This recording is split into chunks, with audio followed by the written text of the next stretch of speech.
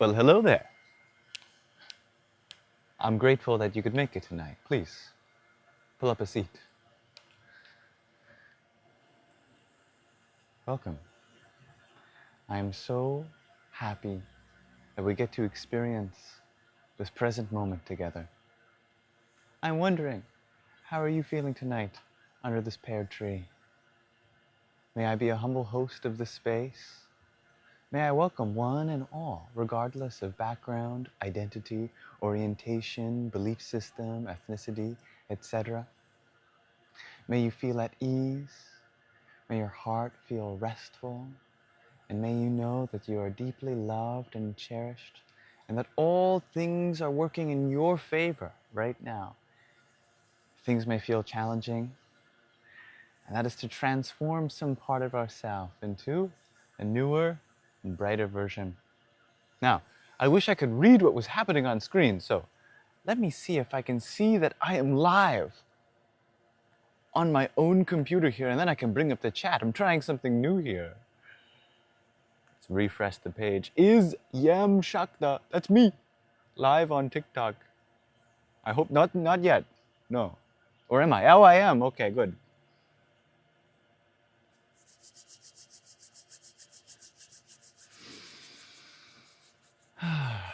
What a wonderful, oh, okay, I can see myself.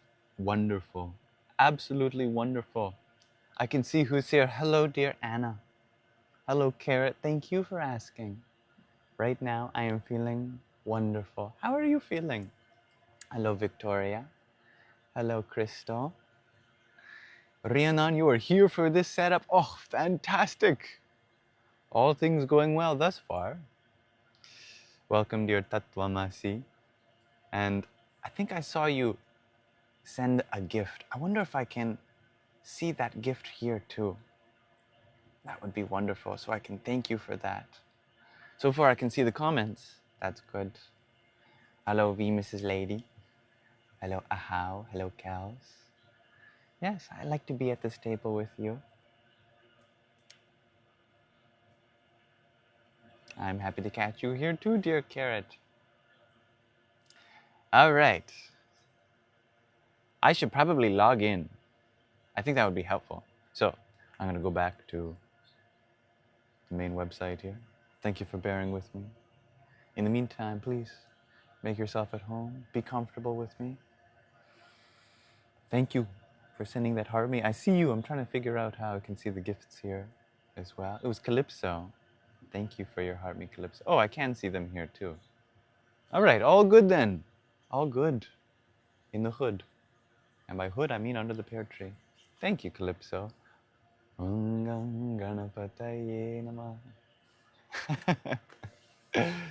Yes. Thank you, Sandra, for your heart me. Saraswatyay Namaha. Hello, Books and Brew. I'm happy to be here. Hello, Aileen. Thank you for your heart me and go popular. Radhe, Radhe.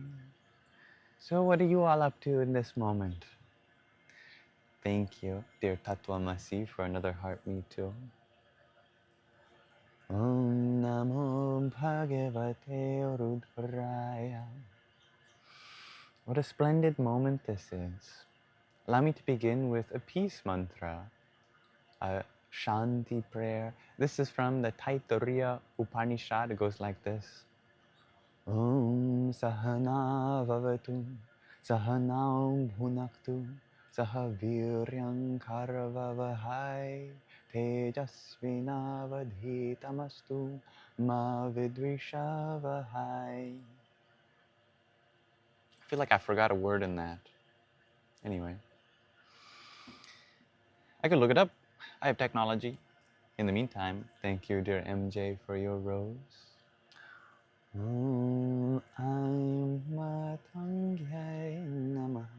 Dear Books and Brew, you're currently putting together a book wish list for your birthday. Oh, how lovely. You are a big reader, yes? What kind of books are on your book wish list? Mystery? Non-fiction? I think the word fiction is funny because I think all stories are real. They just take place at different levels of reality. I'm giving Bob Ross vibes. Oh, yes, Bob Ross actually painted this tree. Hello, dear plants, and thank you for your rose and heart me and go popular. Om Krim Kali Kaya Namah. Allow me to zoom in a little bit. I wanted to be a little further back. Hi. Here, let's just go a little closer. Can I zoom? Will it let me zoom? Zoom, zoom, zoom. Yay! Now it's letting me zoom. Hi, now you can see my unibrow. I've been working hard on it. Okay, I feel like it's a little too zoomed in now. How do I zoom back out? I gotta have my eyebrow in the picture, apparently. There. I think that's good. Om Namah Shakti Shivaya. Nam. Look at this. I feel like it looks much more professional than it really is. And fake it till you make it. Ah, it's good, good. Thank you, dear Prem Samarpan, for your rose. Om Namo Bhagavatya Rudramya.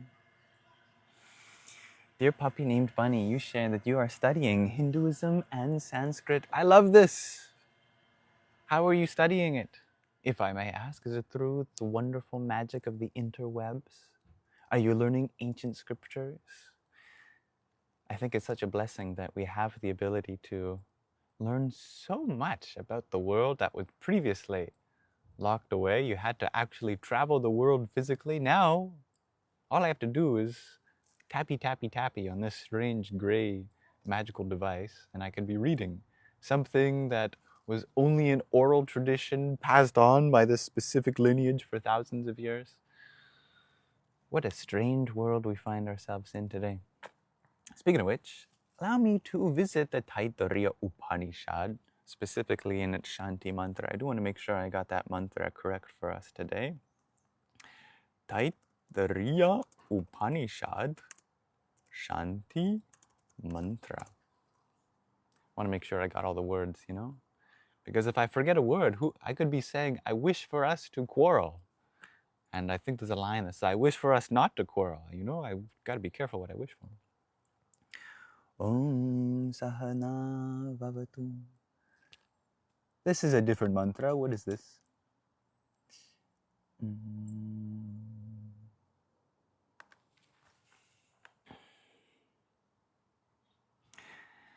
The student of the spy. I feel like there's more letters to your username. It just got cut off. The student of the spirit. You ask, or you share. You are so dissatisfied with this earthly life. What do I think about you selling everything you have? It seems impossible. You have financial responsibilities to your parents. I think it's beautiful that you went to giving something away to find satisfaction, because often we try to seek in the reverse direction, where we're trying to get more things to find satisfaction. So the very fact that you thought of giving something away, all these possessions, to free you up, shows me that you're already on the right path. Do you have a responsibility to your parents? Now that is something I hope your parents allowed you to know that is your choice. You know? Parents, they brought us into this world so that we can discover who we are meant to be, not necessarily to make sure that our parents are everything that they need to be, because that's also their journey too, right? And I think good parents will help us find our independence in that aspect. Yet, if you have a lot of love for them, which is a wonderful thing to have, then yeah, you get to choose how much that you want to give back to them. And that's different for everyone. Let's see if I can find that mantra I was talking about. In fact, there's a whole list of the Shanti mantras from the different Upanishads on Wikipedia.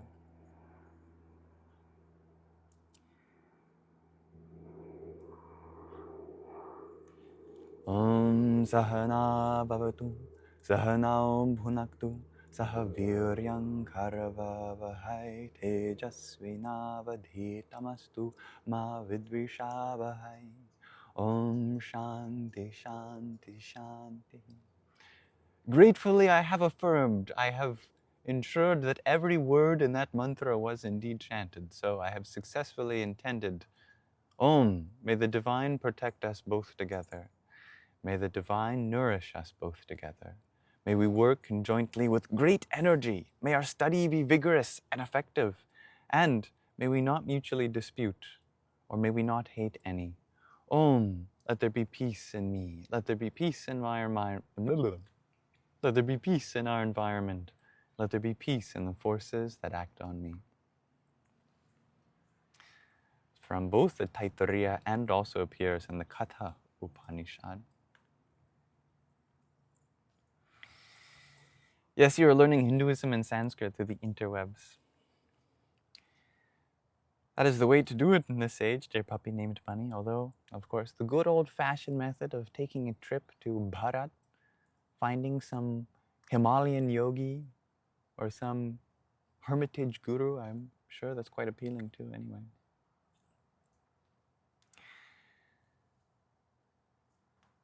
We have someone who is an author of a math book. Well, thank you for being here with your mathematical energies.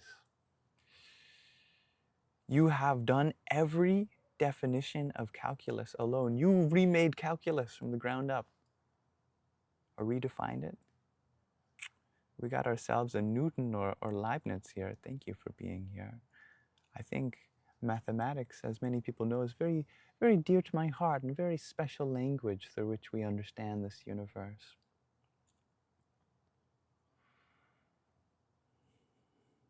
I'm grateful you find this place soothing, dear Mrs. Lady. I'll try not to suddenly get up and start shouting at. What do I even have to shout at? I'm very blessed here. I'm going to shout at an ant. I'm going to shout at dear Shadow Bear. How could I? You are just such a lovely being. You want to come be a little guest on our live stream, dear Shadow Bear? Okay, you're wondering, how old am I, bro? Bro, in this body, I am 24. User 663, you share, you just saw your ex get engaged and you fear you may never find a relationship like this again. In the nicest way possible, I hope you never find a relationship like that again. Because you are meant to be with someone even better for you. I know this because every relationship is a stepping stone along our journey. And for us to return back to the same relationships means that we're still stuck in some cycle of learning a lesson. For us to grow, for us to move past that, I know that you will find an even better relationship for you. So may it be different, may it be new, and may we remember that it is the same love that's taken us this far along our journey. Only one love in this whole universe, just expressing itself in different people at different times. So, like this, may we always find the same love. Like this, may we remember that each journey was meant to be, or each relationship was meant to be a part of our journey at that time. You are meant for something more.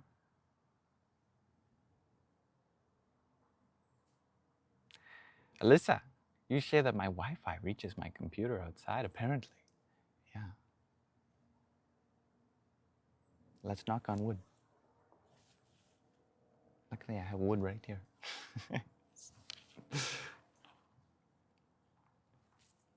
Of course, I'm grateful that the message was conveyed in the way I meant here. User 663. I have a very long neck, I know. So when I get a sore throat, it hurts from here all the way down here. Oh my goodness.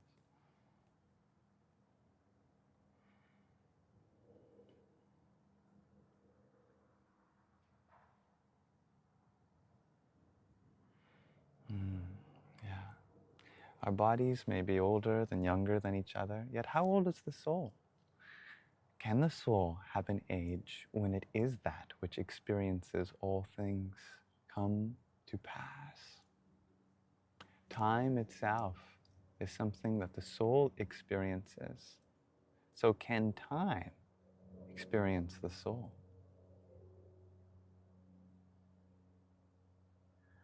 Past, present, future, it all exists in our awareness. Our awareness is the very soul of life. This is the definition of the soul. That which contains in it the mind, the five senses, the body, and this world. All of those things are subject to time. But is the subject of this experience itself something that time can change? If so, then what aspect can change? If it is changing, then it must be an appearance in that awareness, and therefore the awareness contains it also, transcendental to time, and yet another aspect.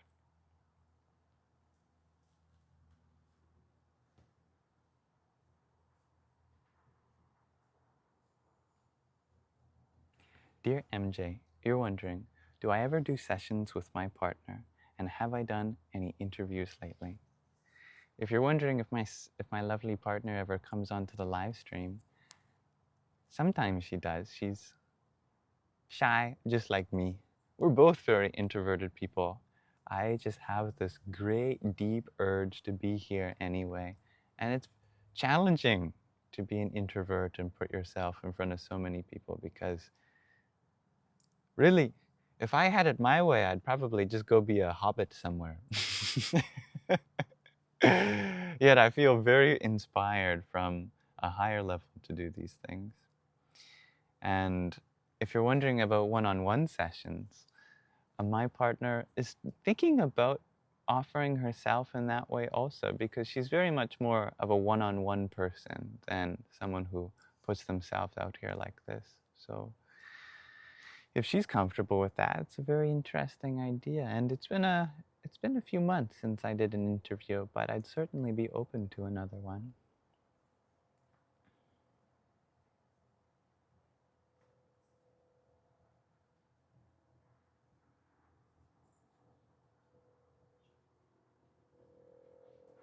Time doesn't exist, yes.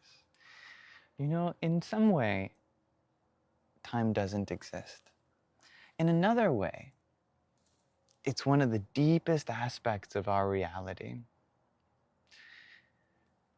When Einstein proved in his theory of general relativity that space and time were manifestations of the same reality that we can collectively call space-time, then that means if we believe in the reality of space, we also believe in the reality of time. Or we could push against it further and say if time doesn't exist, then neither does space. And therefore, not only is the only time now, the only location is here. There is only the here and now. And then what we call space and time is just the gradation of change within this eternal present moment. But the present moment itself is the only reality. And all things that come through it are temporary, relative to the moment itself. Hello, dear Sauce. It's nice to see you too. Hello, Anna.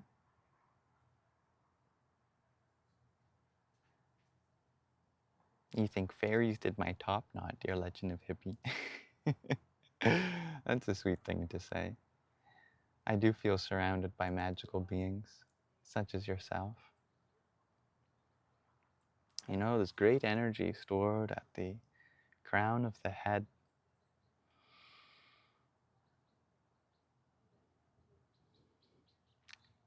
And Alyssa, you're hungry?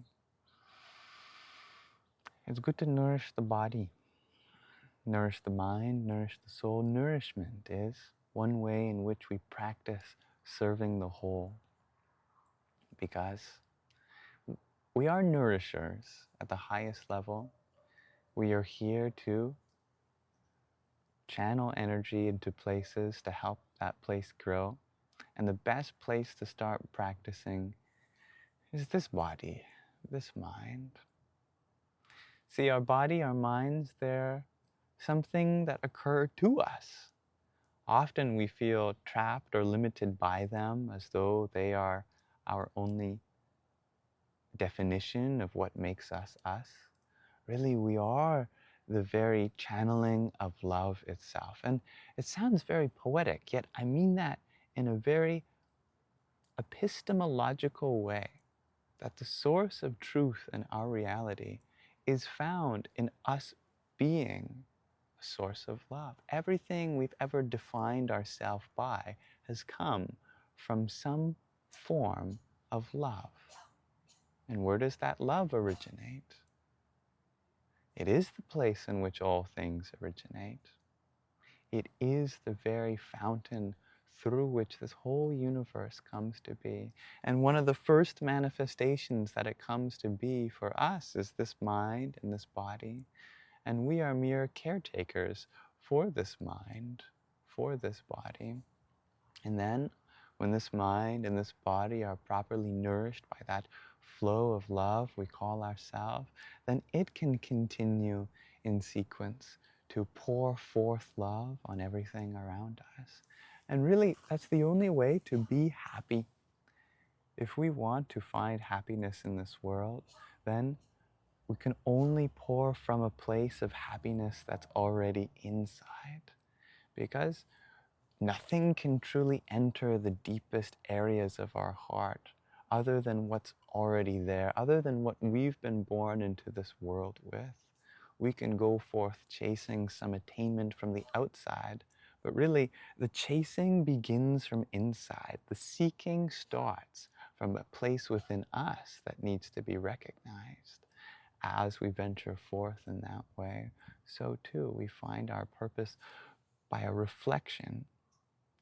Whatever happiness we find in this world, it is a reflection of what's already inside.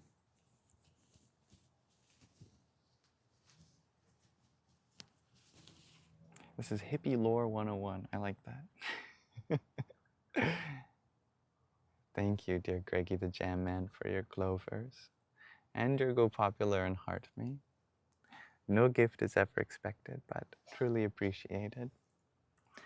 Hum hum jum sah Trambakam yajamahe sugandhim pushte vardhanam urvarukamiva bandhanan mrityurmukshijamamritat.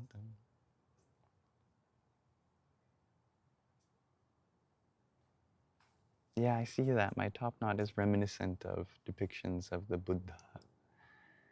Although in Buddhist mythology or storytelling tradition, it's said to be an actual physical protrusion from the top of his head.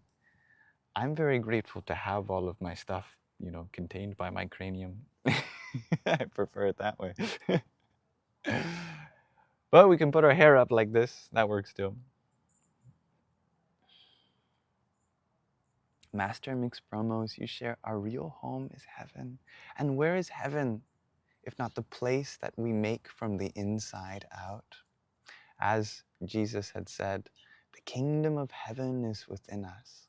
And as the Lord's Prayer goes, may thy will be done on earth just as it is in heaven.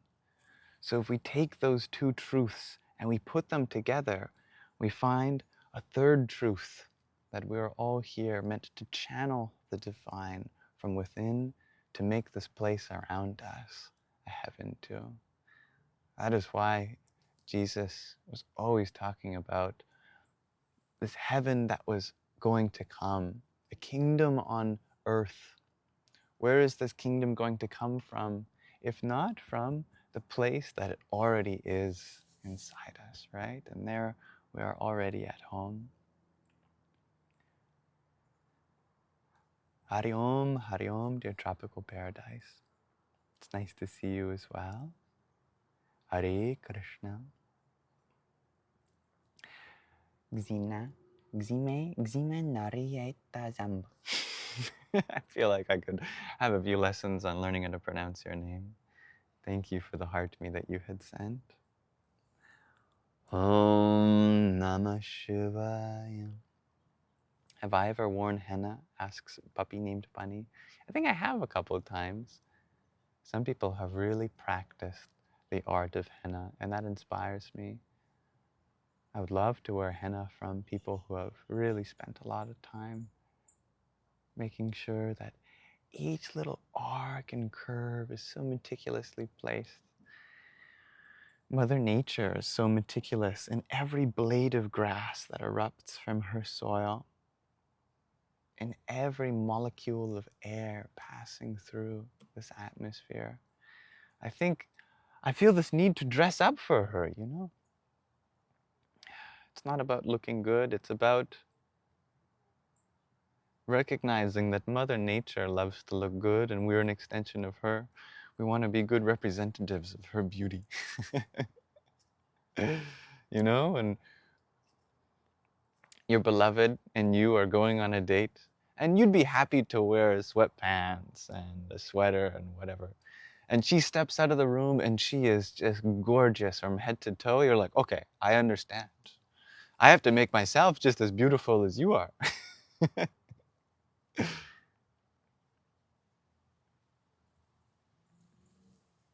Hello, dear Rob.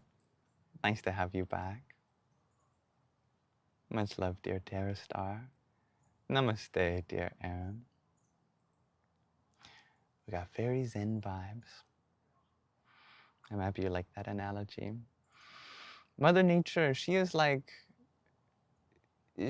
our date to this universe. We get to experience the universe with her. There's two sides of existence. There's the energy, the prakriti, the shakti. That is Mother Earth. That is this whole manifest universe. That is our body. That even is also our mind, just in a subtler form. And then there is the deep abyss that permeates it all. The very space, the very potentiality through stillness, all form ripples across. There is the stillness of the ocean, and then there is the waves of the ocean. And the two are one. They are made of the same reality. And we require both in different capacities, in different combinations.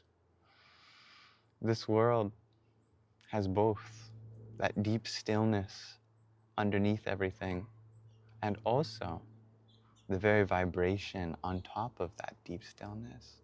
The vibration of this world, and what by that I mean the very atoms, the particles, the fields of quantum mechanics that are oscillating this whole universe into our experiential reality. That is our date. That is our beloved.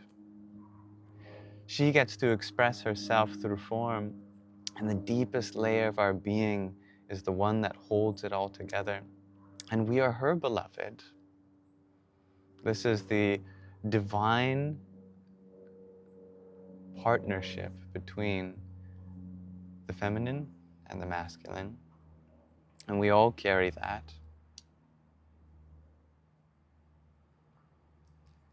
Thank you for being calm here, dear Stacy. Calmness is a very powerful vibration. Dear Rob, you ask, do I believe everyone has a purpose, or do we create our own? When I hear that, Rob, I hear the same thing being said twice. So the answer is yes to both. Everyone has a purpose because everyone creates their own. Yeah. Of course, everyone has a purpose. And what would that purpose be without choice? If we simply were born and there was only one thing we ever had to do, then what would the need for a conscious experience of that be? Because imagine a world where there are people, there are animals, there are life, but there's no consciousness. They just do all the motions and there's no inner witness to the senses. It's a very difficult thing, yet because you're part of that consciousness, I know that you understand. Like, you have eyes, yet there's no real reason that those eyes have to be projected upon the screen of consciousness for you to see what your eyes are seeing. There's a being inside that gets to see what your eyes see. It doesn't have to be that way. We could all be kind of like biological zombies without consciousness. Some people think that's how animals are. Animals are just a bunch of chemical reactions, and humans are different for some reason. But really, the same thing that's happening in an animal is the same thing that's happening in us. There is this miracle of awareness, of experience, of this being that gets to actually experience the five senses, rather than just be an autonomous brain that does everything and the world was black and dark and there was no being there to experience the motions of the chemical reactions and the pulsations across the nervous system. It doesn't have to be that way. The universe could just go on and all the laws of physics could just play out and there doesn't have to be any experience of it. And yet there is more than just these eyes, these ears, this tongue, these nose, this nostrils, and the skin. There's a mind. There's a witness. There's an experience of life. So why would there be an experience of life for it all to happen mechanically? There must be some aspect of decision making, some subtle guidance to this whole experience. And that is our greatest power, that we get to direct this universe in profoundly subtle ways, to redirect the energies of life towards a slightly different but brighter future, unfolding in the space of this present moment. That is our Adi Shakti, our primordial power. And it is very, very powerful if we know how to wield it. Thank you, Rob. Hello, dear Evelyn. Thank you, dear Amber Payne. Hare Krishna. Your Highness, thank you for your quartet of roses. Hare Krishna. Krishna Krishna. Hare Hare. Hare Rama. Hare Rama. Rama Rama. Hare Hare. Thank you, Your Highness. Hello, dear Derek. Thank you, Defrag. I've been feeling incredibly grateful. I really do see how when we continue to believe in ourselves, when we continue to believe in what the universe has in store for us, things do get better. But that doesn't mean they get less challenging. Oh, in fact, things get more challenging the more we are aligning with the purpose that we choose. It's just that those challenges become more and more frictionless because we are inspired to take on exactly what will make us the person we want to become.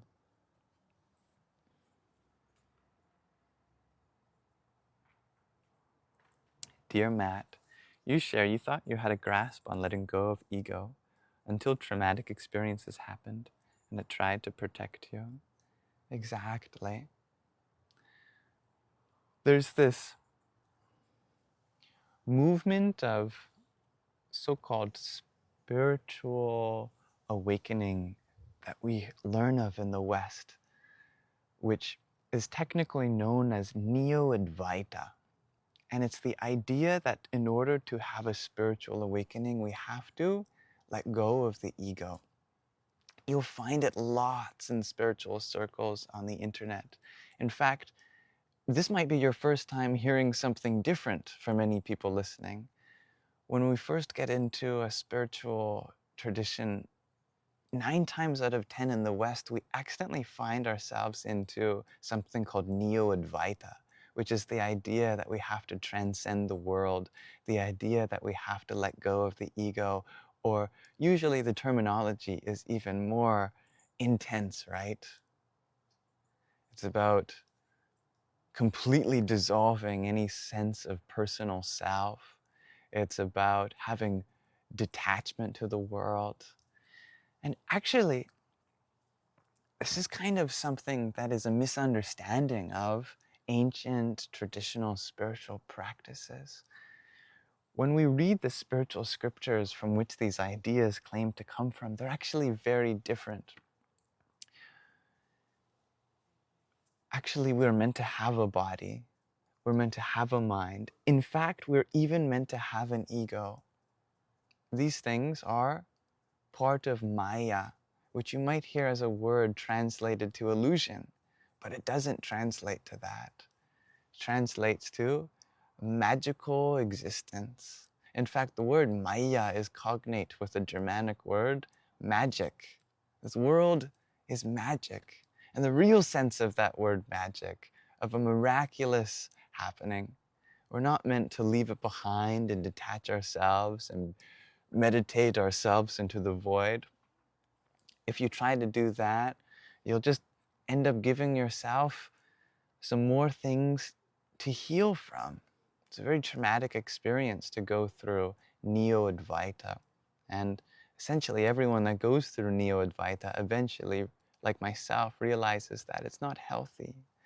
That if we want to have a healthy spiritual practice, we have to find a kind of love for this world.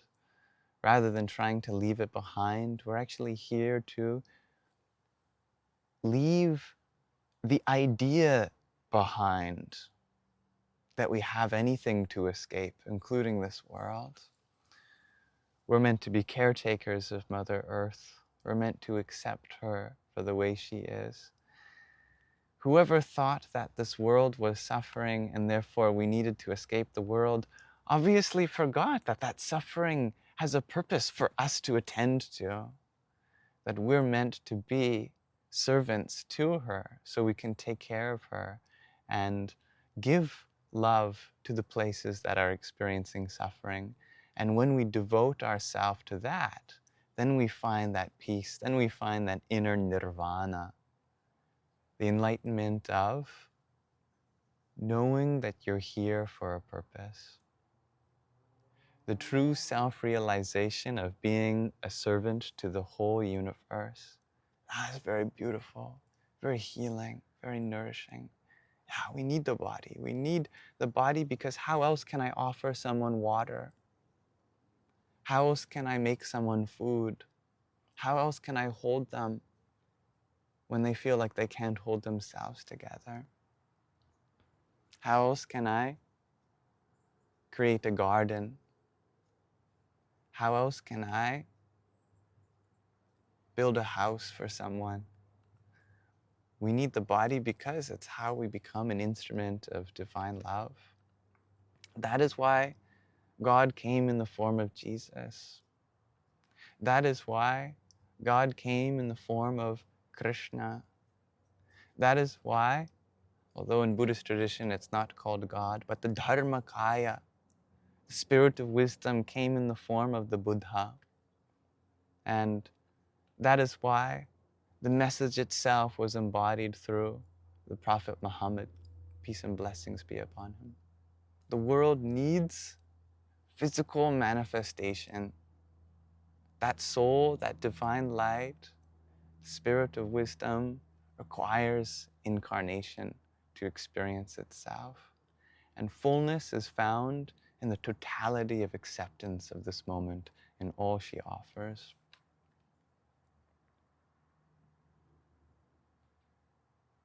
Dear Defrag, you're wondering, do I have any advice about panic attacks? Panic attacks are something that I've experienced a lot of in my life, and long-term viewers will know that there was a period in my life where I went to the hospital and back many times, and that's actually quite topical. because part of my panic attacks came from the Neo-Advaita.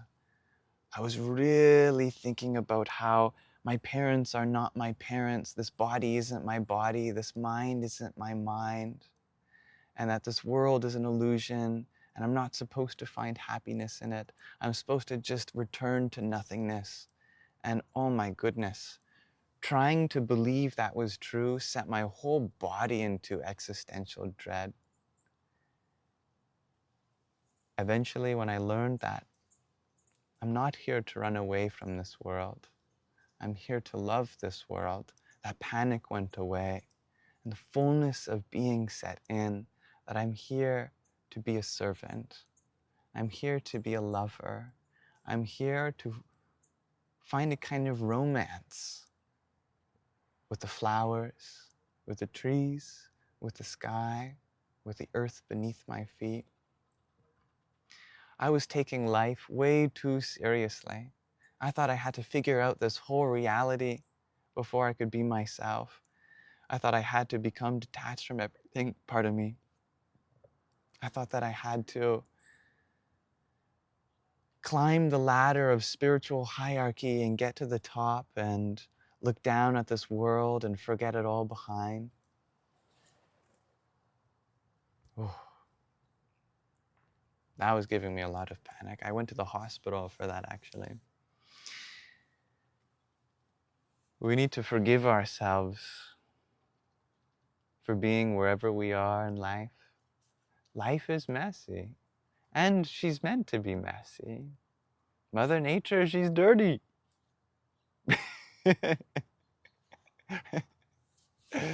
She's muddy. She's covered in moss, strange creatures.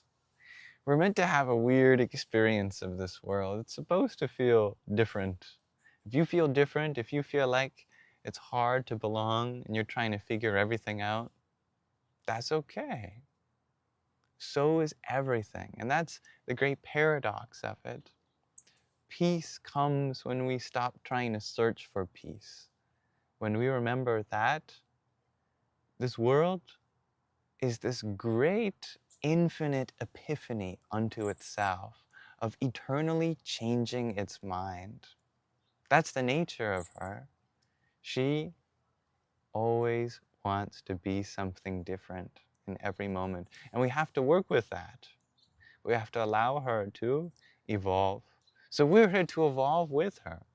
Through this mind, through this body, whatever it is that we feel stuck in, that's our avenue to develop some new aspect of ourselves waiting to come out. So we listen to those panic attacks, we listen to the anxiety, and we give those parts of ourselves love, because from love we nourish and grow the world too. Yeah, so much shame that we deserve to let go of, because shame only holds us back from being the best version of ourselves that we need to be, right? Sometimes we think shame is necessary because we've internalized the idea that there's something wrong inside us that needs to change. But change requires acceptance, which is ironic because we think acceptance means staying the same way. Actually, acceptance means that we give ourselves the freedom to grow. Because how can we expect to grow into the next part of our journey if we're struggling to be at this part in our journey? In order to get to one step ahead of the other, we have to firmly plant the last one down, right? That means accepting, okay, I'm here now. I have to be here now in order to be there next. Shame is like trying to jump 10 feet ahead of us because we feel guilty for walking the 10 steps. We have to make mistakes. We have to figure things out. How else are we going to get there?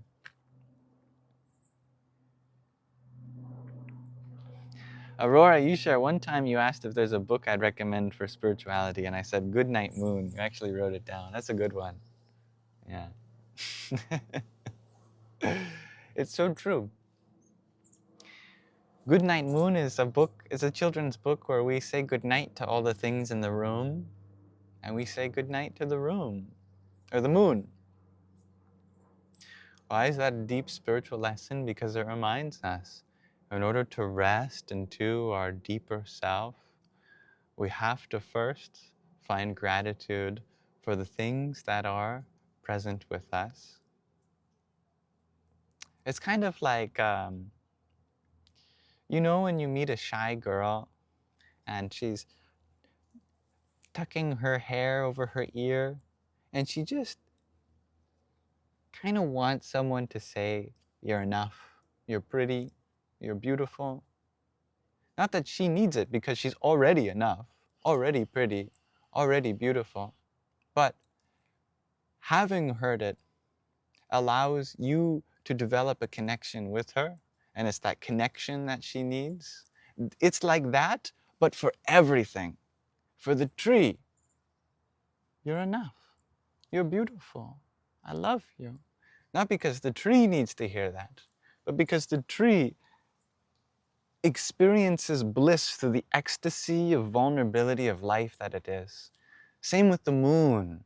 Oh moon, how stunningly gorgeous you are. The moon tucks her hair past her ear and goes, oh, thank you, you know?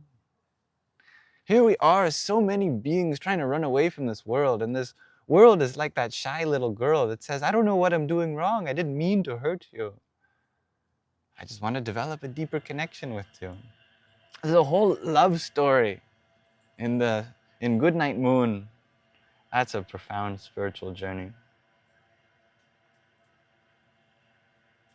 Speaking of moon, thank you, moonflower, for your 25 roses.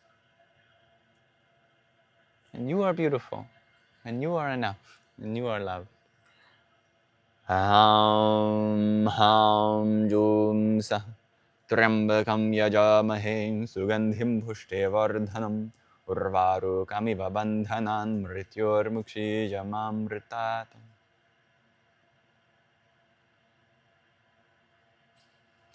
Fanny, you share, I'm an amazing young man, and you hope there's more young people like me. Thank you. And there is, because there's a young person inside all of us. We could be 50, we could be 100, we could be 200 years old. There's always going to be that inner child, right?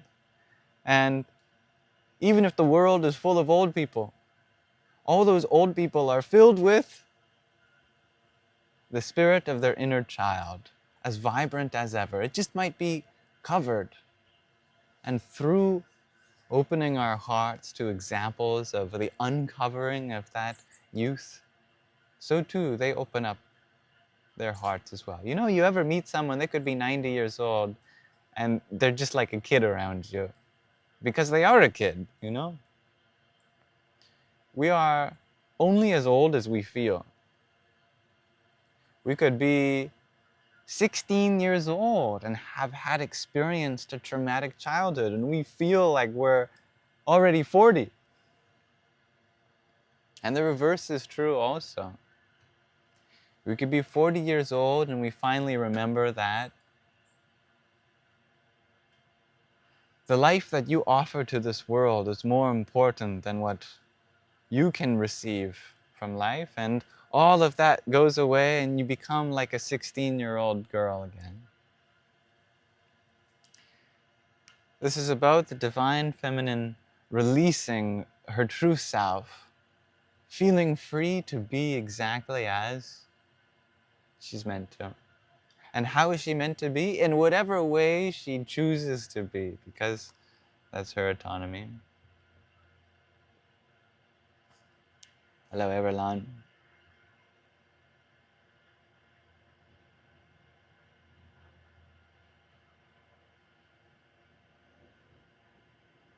You feel that, dear Kate?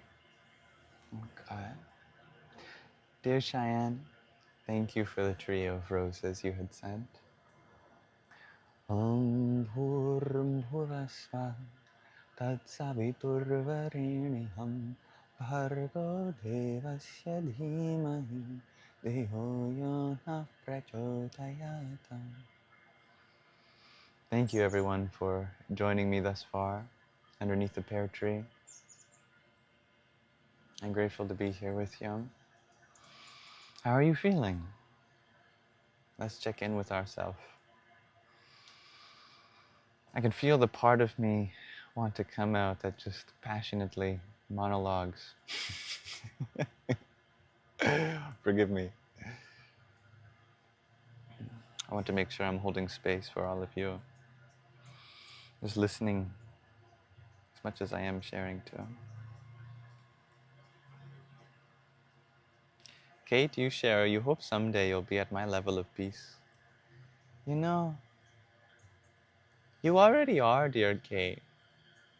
Actually, we always have been. And this is the great mystery. We find peace not by climbing to some level, but by jumping off from whatever level we're at and letting ourselves fall into it. Because peace is like love. You fall into it. And it's the safest thing to fall into because it's bottomless. I think it's a beautiful example of a mathematical fallacy that we tend to think the deeper a hole is, the more dangerous it is to fall into. Which makes sense. Because falling into a 1 foot deep hole is a lot more dangerous than falling into a 10 feet deep hole. Falling into a 100-foot hole. What's really dangerous though is not the depth, but the energy in which you hit the bottom.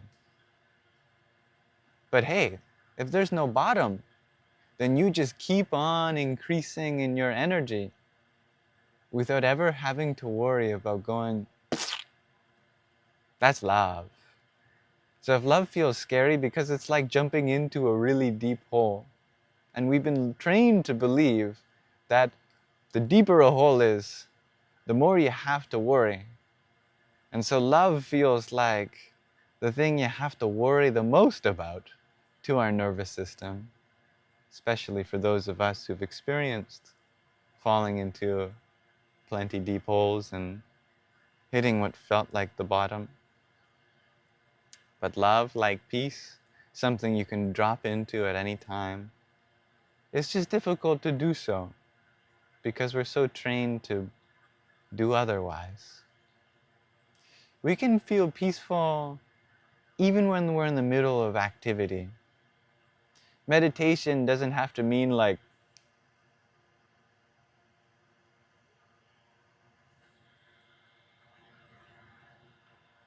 in fact, most of the time, meditation is actually more stressful than anything. See, our body is meant to move. Our mind is meant to move. So, if finding peace means dropping into a bottomless pit, where we gain the energy to align ourselves with meaning, to find our purpose, then you can find that peace in anything you do, as long as what you're doing is in alignment with your purpose. You could be in the middle of yelling at someone and be peaceful if that yelling was something that you knew was absolutely necessary, perhaps to protect a child, perhaps to set a boundary, perhaps to amplify the voice of someone who cannot speak for themselves. If you know that in that moment what you are doing is in alignment with your dharma, your righteous duty, then inwardly you feel peaceful. And if you don't feel peaceful, then that's a great litmus test to ask another question.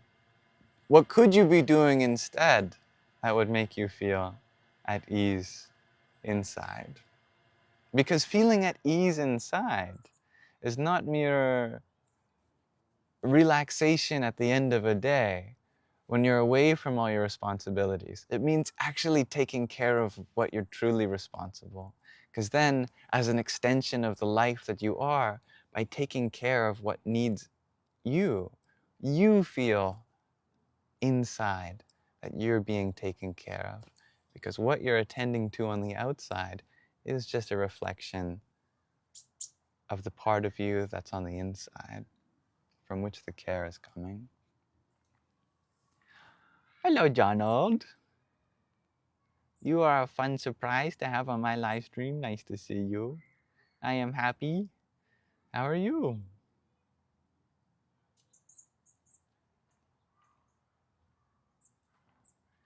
Meditate with open eyes and with one thought. I like that, Liodati. Amber paints, you find peace in the water with nature around you.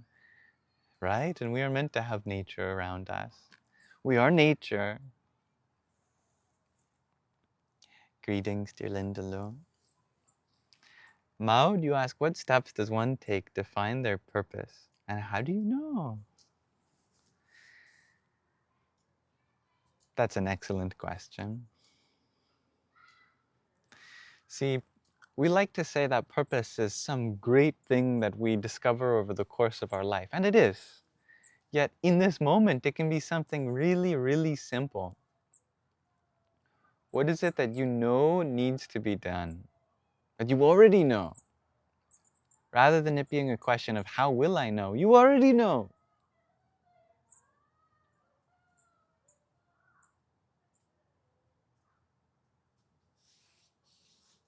I think one of the neighbor's kids got hurt. I can hear them crying. There's an adult there, so I know they're being taken care of yet.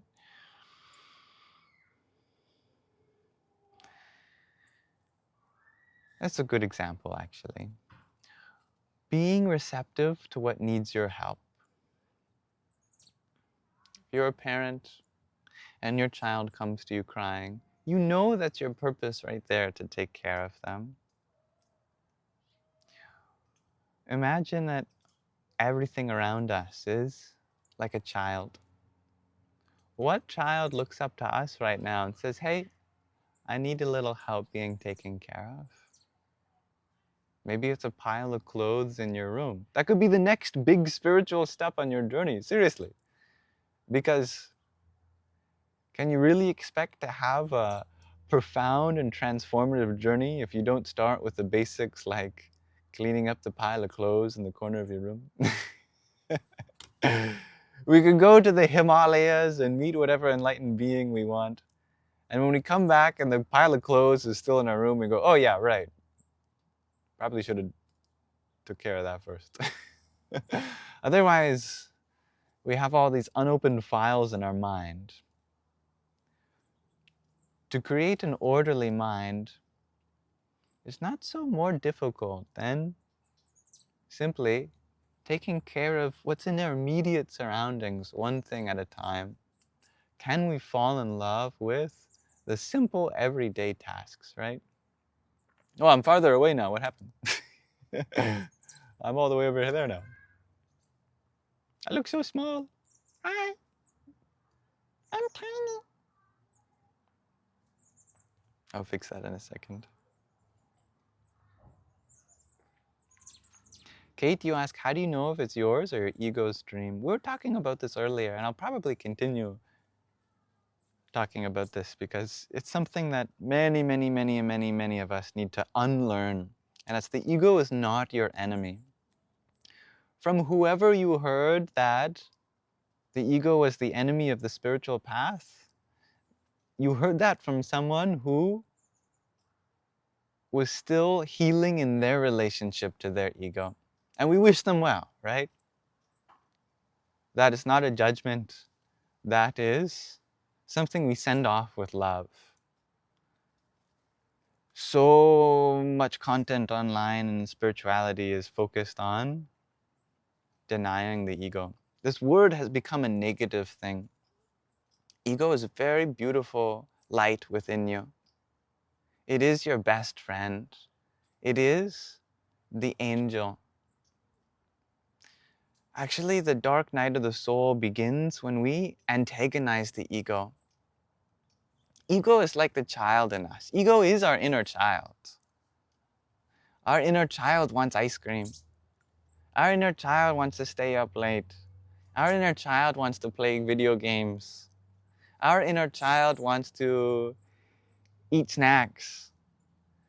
Our inner child wants to stay in bed all day and get cozy. That's beautiful. These are qualities of a beautiful being inside us. That is our ego. Ego is not the enemy, but we do have to parent it a little. And parenting doesn't mean you deny the child, right? How heartbreaking that is. It breaks my heart whenever I hear someone trying to disidentify with their ego, because that's like a parent trying to dismiss their child. Like, nope, you're not mine. And the child always comes back. That's the thing. As long as it's a child, it's going to look up to you as a parent and wonder, why are you treating me like this? All I want is your love and affection. It's just that we have to be very patient with the ego. Just as we have to be patient with a child that always wants ice cream and doesn't want to eat their vegetables. See, it's not the child's fault that we live in a society where when we want to feel whole and we want to feel pleasure, then we seek for the quick, immediate gratification. That's not a problem with the ego, and it's not a problem with the child. It's an issue that we have to solve with our environment, with our society. Children that are raised knowing that these things that are challenging to do, like ensure that one is eating all the proper sources of nourishment that you need and going to bed on time and making sure that we fulfill our responsibilities to the household, etc., are actually good things. That these are things that the world needs from us, that we can actually have fun with. And these are not punishments or chores. This is life itself, learning to fall in love with the things that we get to do to take care of this body and this mind and this world. Because this body and this mind and this world was made for us to be able to attend to, and we get to see how our very own love makes things better. Oh, a child raised like that way is going to fall in love with the process of doing all the things that they need to do. And it's like that way with our ego too. We have to love our ego like a child who just has yet to learn how to fulfill itself in more wholesome, healthy ways. So, if you want a wholesome, healthy relationship with one's ego, then we have to embrace it as a very core and deep part of ourselves, like a mother embracing a child that just requires some more love.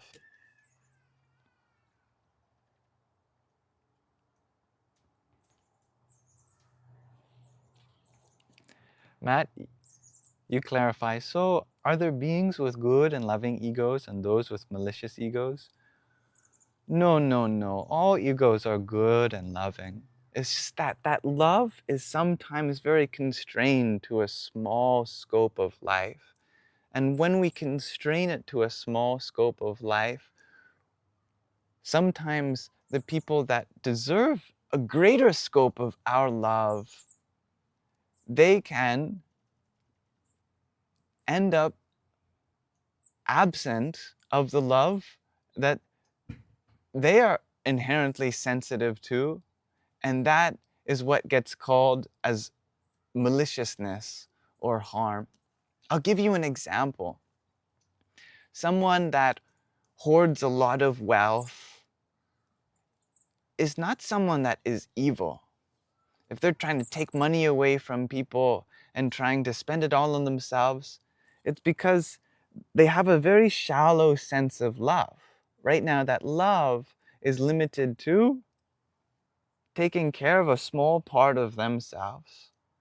If they were to open up that sense of self to include the whole, then just as they have found a skill in acquiring abundance for themselves, they apply that skill to share that abundance with those that they feel they can identify with also. There's no evil being in this world. There are only good beings. It's just that we as good beings can sometimes have blinders up. And when we have the blinders up, we only give that love to a very small part. And it becomes unhealthy because we're not meant to isolate our love.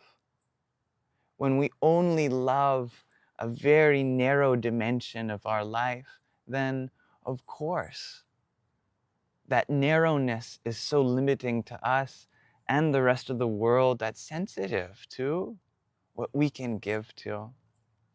This is a path of forgiveness. I have to solve a CAPTCHA on my phone screen. I have to walk up to it. Hello. A one-piece puzzle. I had a beautiful puzzle. They always have the most prettiest of scenes. Hello. Here, now let's actually change things up. I kind of want to stand now because the body is meant to move.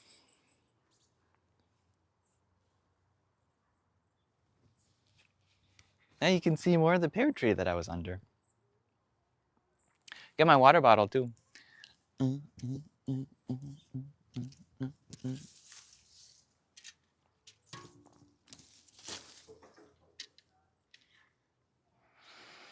Hello, Shadow Bear.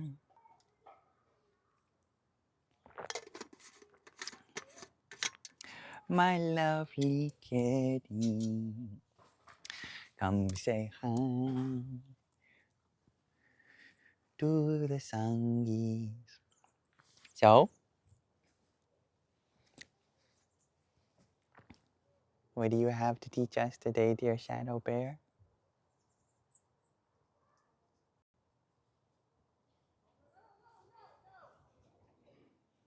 That sometimes when someone picks you up, it might feel like it's scary because you're being taken to a new place out of your control. But then you get scritches. And those scritches feel so nice for the soul.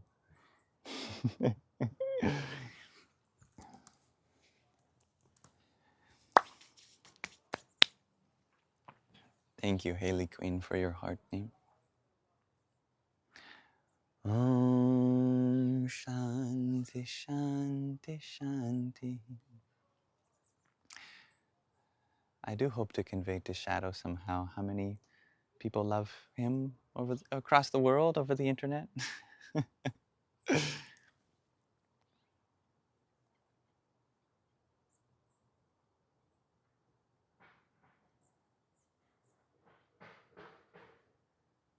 This is as much as I can zoom out. Yeah, I think it is. Linda Lou, thank you for your rose. Om Dum Durgaya Namaha. Haley Queen, you share your cat as your therapy cat and has healed you a lot. That's beautiful, Linda Lou. And thank you for your finger heart.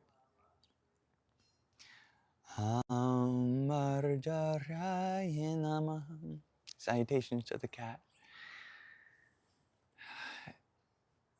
You'll often notice that cats are deeply sensitive to our internal emotional state. And when a cat comes up to you, it is an offering for you to pet them.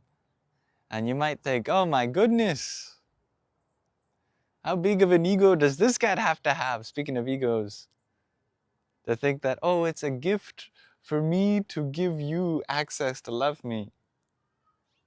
And actually, it is a gift to be able to have a being share its vulnerability with you, to love them. Because love may be something that we freely give. It's not necessarily something that we can freely accept, because love requires being vulnerable. And we cannot expect every being to be vulnerable around us. That's a huge expectation, right? Because in their past, they might have experienced times where when they've been vulnerable to someone's love, it ended up hurting them, right? So it is truly an honor whenever a being allows us the good fortune of sharing our love with them. And when a cat comes up to us, and when it lets us hold the cat, pet the cat, then we are really grounding our nervous system, because animals are so so integral parts of nature. They still walk outside bare feet, roll around on the ground. They're always grounding, and we can ground through them. By taking a moment to pet a cat, we are grounding ourselves. So it's a gift to our nervous system. Any being that can open their heart in that way to us is like a porthole.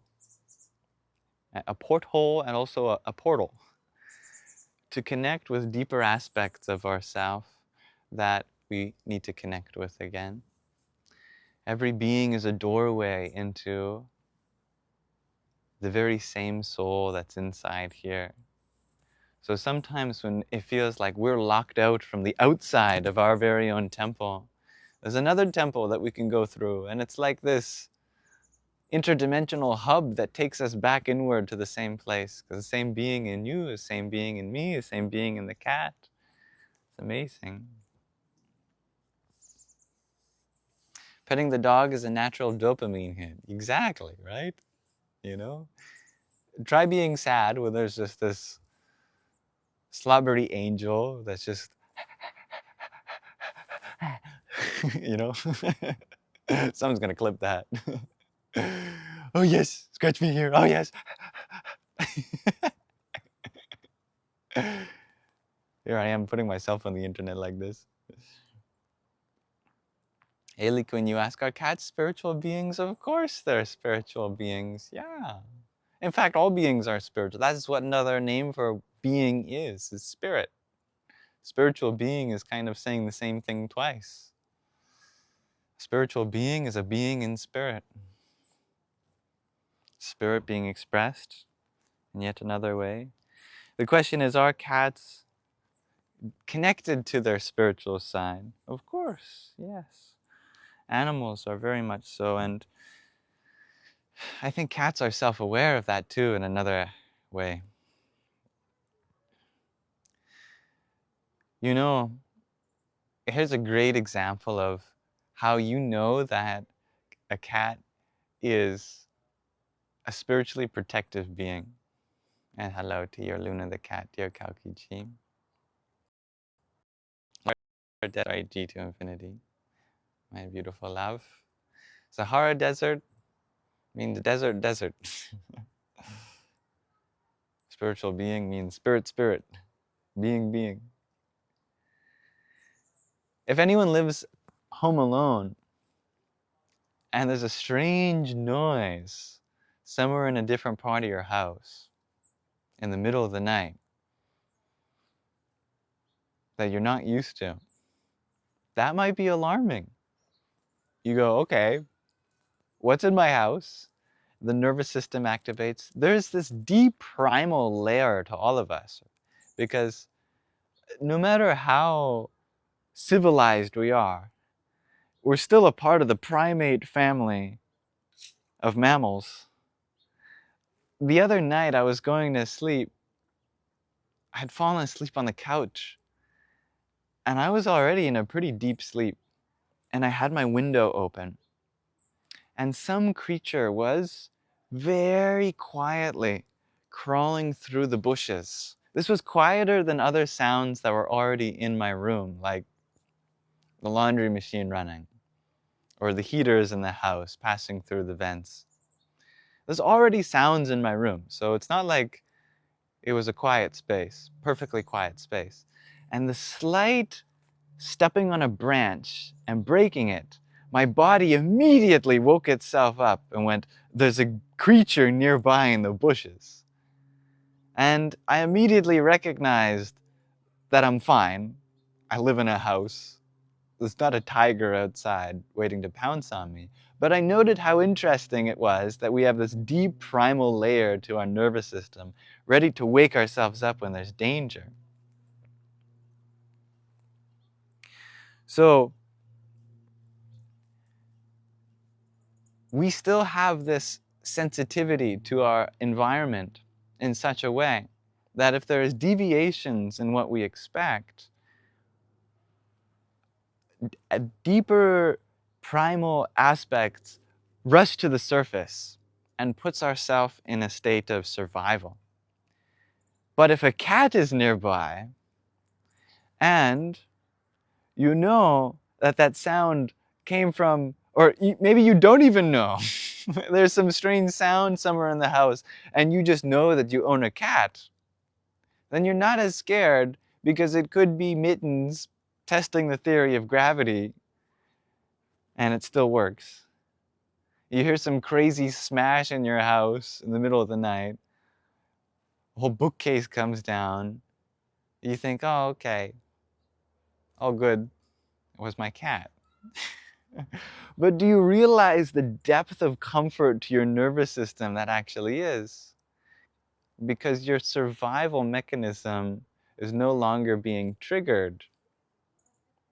What used to be a deeply primal response is now a, oh, fluffy kitten, probably just being a goofball. The very fact that we can have that assurance that there's a beneficence to our environment means that cats are so spiritually healing on a deep level. It's this wonderful psychological observation that we can make if we pay attention to that fact.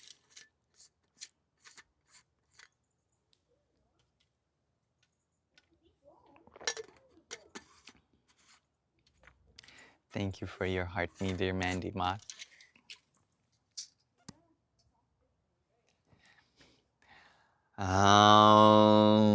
Shailaputriyai Namaha.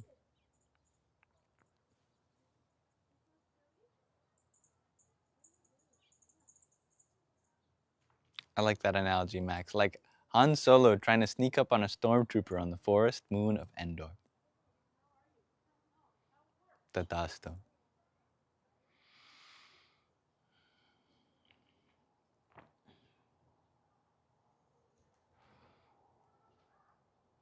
Thank you, Cherry, for the rose that you had sent. Brahmacharinyai Namaha.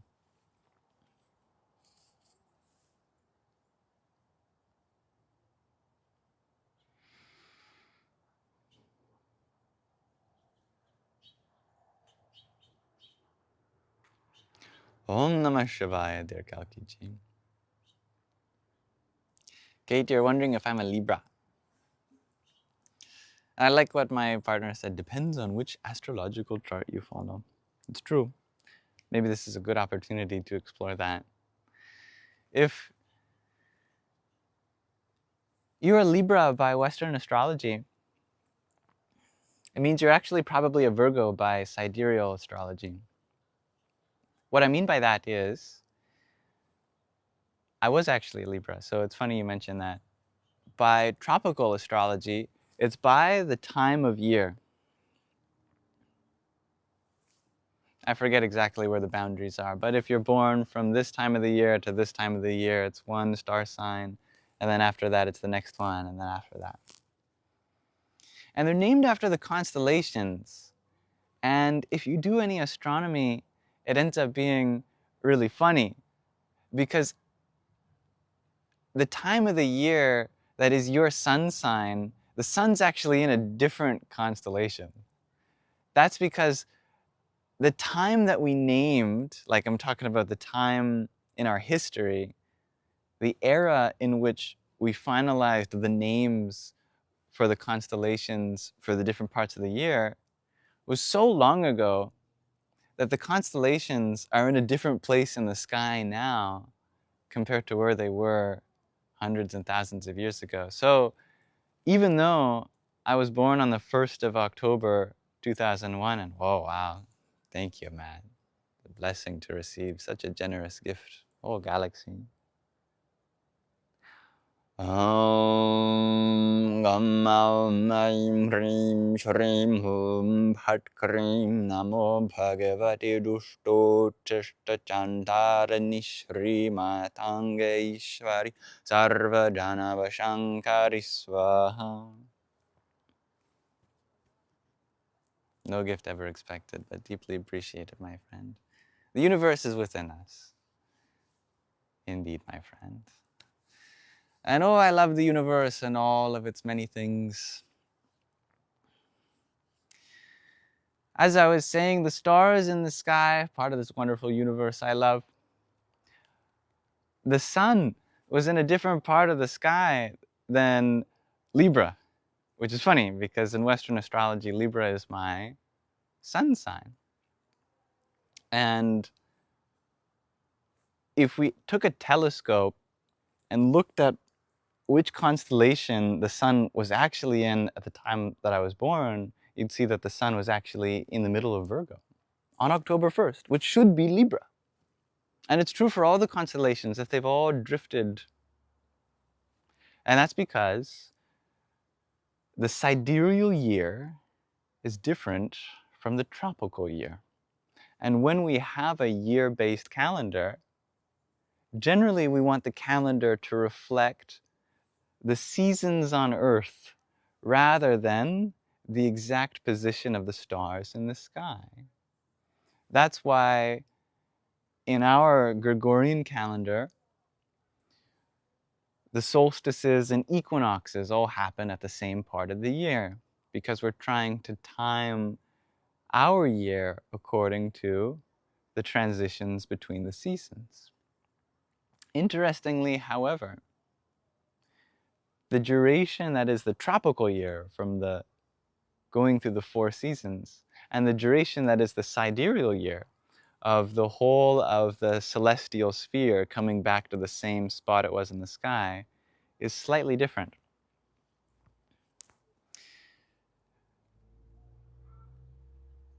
That means that after many years, these two different definitions of a year become asynchronous. And so when we used to look up at the same part of the sky at the same time of the tropical year and see Libra, today we see Virgo, but we still call that same part of the year associated with Libra. And it's something like every 25,000 years, those cycles line up back again. So it's been a few thousand years since Libra was actually in Libra. And it will be several thousands of years until Libra is actually in Libra. Anyway, I bring this up because there are so many different astrological systems that you could use. Depending on which astrological system that you use, you discover a different representation of what you can learn about yourself. So we can either learn about ourselves based on what the season that we were born is, or we could learn about ourselves based on what the stars are in the sky. Right now I'm actually working on a brand new theory of astrology. I call it astrochirology, and it's based on where the actual positions of the constellations are. And I go a few steps further than that.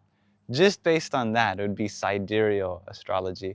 But if we go further than that and actually map the boundaries of each constellation according to the precise arrangements of each star relative to each other, then we can even get more subtle variation such that there are more than the 12 zodiacs across the plane of the ecliptic.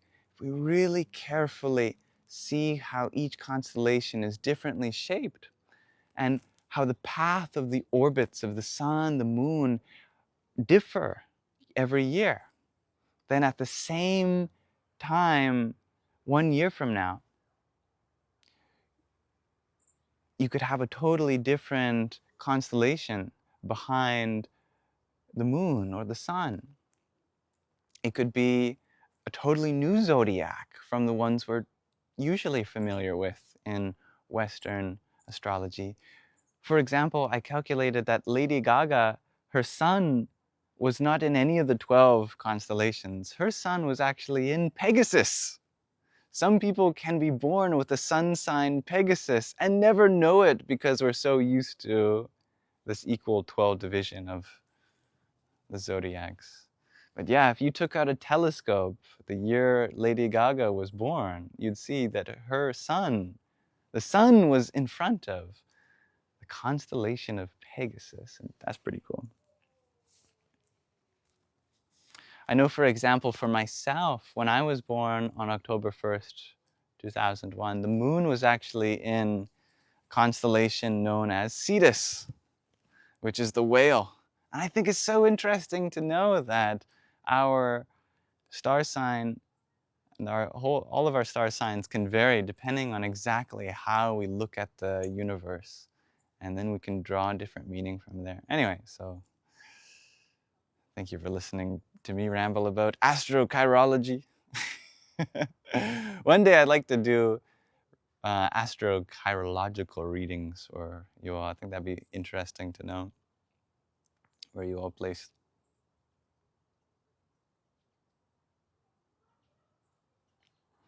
Johnny Mnemonic, you ask, how can constellations affect anything if those stars aren't even close to each other? And that's a great example of why I've called my theory astrochirology and not another theory of astrology. Because, you're right, these stars may be on completely different parts of our local galaxy, yet in the perspective that we share from Earth, they all seem to align. And that's a very objective, scientific view to take. And the truth is that modern astrology is very different from its original intentions thousands of years ago. Nowadays, modern astrology sounds like it's about predictions. It sounds like how the stars and planets affect us. But actually, ancient astronomy, or what I call astrochirology, was all about the opposite. It was about knowing the configurations of the planets relative to stars and deciding within yourself, what do you want to do to symbolize that? Because we only get such a short life on Earth. The least we could do is try to live in accordance with some symbolism to the stars. And is that a subjective process? Hell yeah, it is, because we are subjects to this universe and we get to decide the meaning that we want to have in this world. So what you want to do this full moon, what you want to do this new moon, the next time that Pluto and the sun are in alignment, what does that mean to you? If it means nothing to you, then it won't have any effect on you. But if it does mean something to you, then what do you want to do in honor of that conjunction? This is the beauty of human life, is that meaning is something that we create from the inside. Sometimes the scientific perspective has a way of stripping away meaning, and that's very good when we want a clean canvas again. But if we forget that the canvas is meant to be painted, then science can go to the point of depleting the sense of subjective meaning in this world. And when we return back to a more spiritual perspective and remember that it's all about creating your meaning, painting in that canvas according to what you want to see represented, then it was never meant to be an objective source of meaning. It was always meant to be a subjective source of meaning. And that subjective source of meaning really does influence your life, really does create different experiences for you to enjoy and do things with. And that, I think, is deeply beautiful.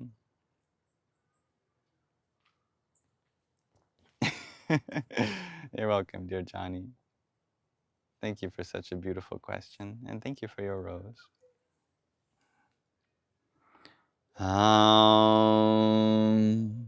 Jyotibhyo Namah.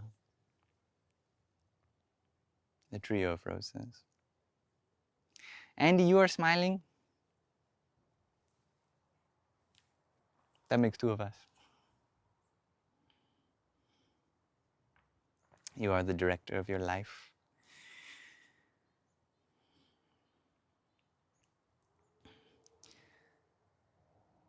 Thank you for this heart meet. Hello, dear Pulse on Life. Remind me, how do I pronounce your name? It's like, well, it's L.L1T.M4KD4. Thank you for your heart meet.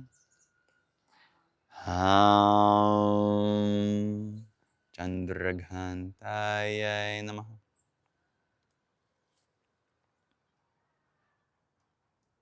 Gabriel, you ask a beautiful question. What does the divine feminine mean to me, or how do you practice it? It's Makda. Makda. Okay, thank you. What does the divine feminine mean to me? In one word, Shakti. S-H-A-K-T-I. Shakti. This is an ancient word. Comes from Sanskrit. And if there is one definition for the divine feminine, this would be it. It comes from the dhatu, the root shak, which means to enable, to make happen, to empower, to give rise to. Om Shri Ganeshaya Namaha. If that sounds like a very abstract idea, when we're usually familiar with the divine feminine or the feminine having to do more with an aspect of human life, this goes way beyond human life. We're talking about masculine and feminine as cosmic principles, right? And some people say that we're anthropomorphizing the universe by projecting a human dimension onto it. And I look at it, or I've learned that it's the other way around, that humans are projections of cosmic principles. We don't project our anthropomorphic feelings onto the universe. The universe created us from its principles. So whatever feelings and dimensions we imbibe as humans, it has come from the universe, right? So there's a much greater dimension of femininity than the human dimension. Yeah, you understand it in Wiccan terms or spiritual terms. Okay, great. You already know this stuff. Back to the word Shakti. Coming from the root Shak, meaning to enable, to give rise to empower. Shakti is she who is the embodiment of power, of that which rises, of that which has been enabled. So she is the whole power of power. She is power. She is power in an atom. She is power in a star. She is power in the beating of the heart. She is energy. She is electricity. She is the entire universe manifested as the sun, as the moon, as earth, as our bodies. So it's difficult to say anything that isn't divine feminine if that's the definition for it. And indeed, that's the challenge. How can we complement her? That's the divine masculine. What is she needing? What is she missing? Challenging question when she is so full and infinite in herself. We have to get creative with an answer. And any answer is just an expression of words. And all words are another form of Shakti, or the divine feminine. So, really, it's an easy question to answer what Shakti is. It's a much more difficult question to answer what her partner is. And that is where we find the duality expressed in humanity. That is why when we see the divine feminine as personified by the women around us, we honor her and revere her as a full and complete incarnation of the divine. And if we identify with the masculine in malehood, then it becomes a difficult question to ask, how do we become full incarnations to complement her, to serve her needs when she is already enough within herself? Then it becomes a question of, how do we play in the way that she wants to play? How do we ensure everything is in order so that she gets to be our divine playmate? And that's a beautiful question.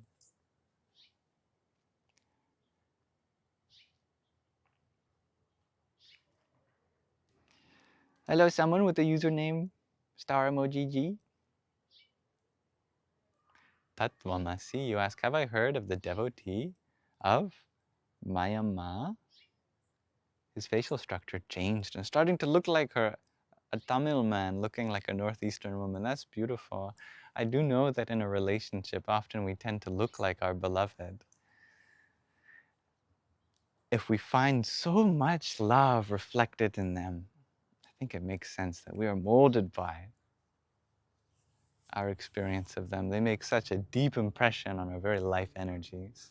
It's like there's a saying also, I see my beloved, that we take the face of our beloved in our past life, which is a great example in and of itself of how gender is such a fluid thing from lifetime to lifetime. If for most people they experience a beloved of a different gender than them, and if we believe in the idea that we bear the face of our beloved from the past life, then we are always swapping genders.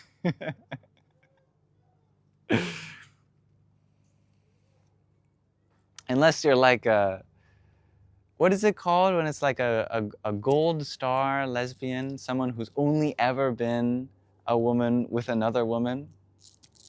Maybe if you've been a, like, what's the next metal, precious metal after a gold? Platinum? A platinum star lesbian means you've been a woman in all past lives because you've always had a woman as your beloved. That'd be funny.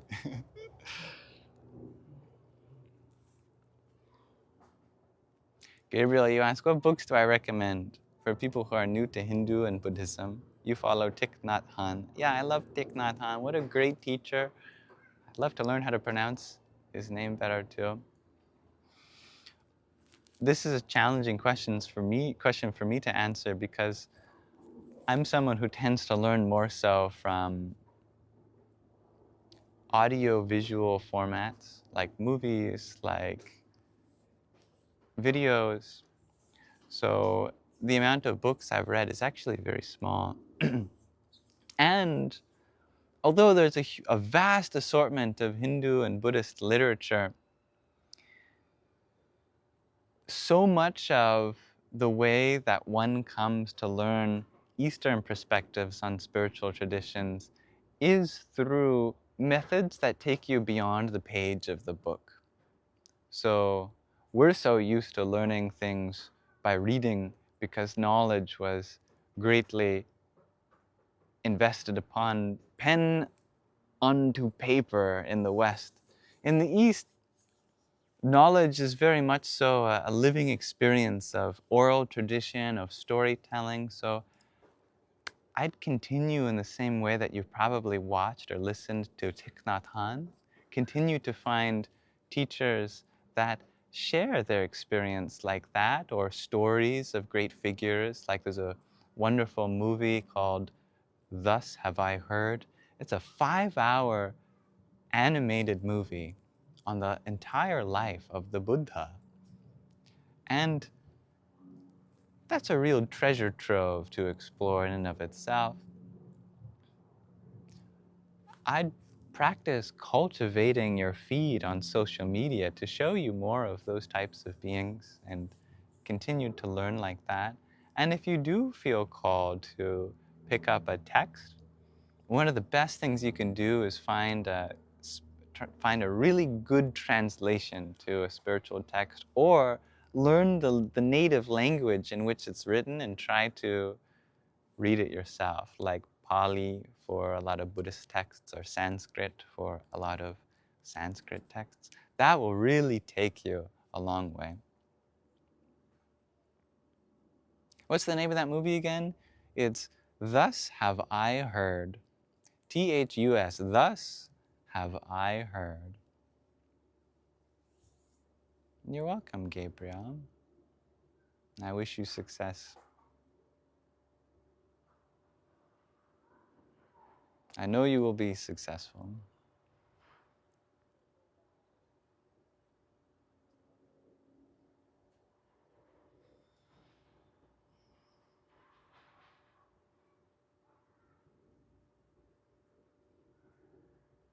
And thank you for typing that, dear G.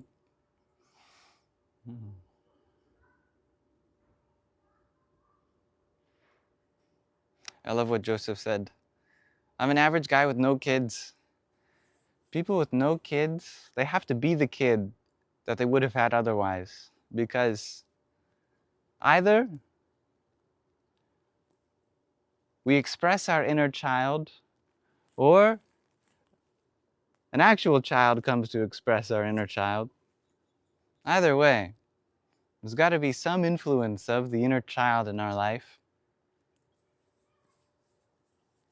That's the beauty of children, is that they remind us of what maybe we have lost when we were kids.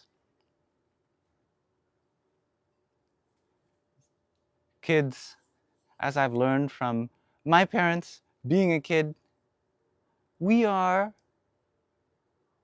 messy, we are challenging, we are time, energy, attention, food, money demanding beings that require a whole lot of love.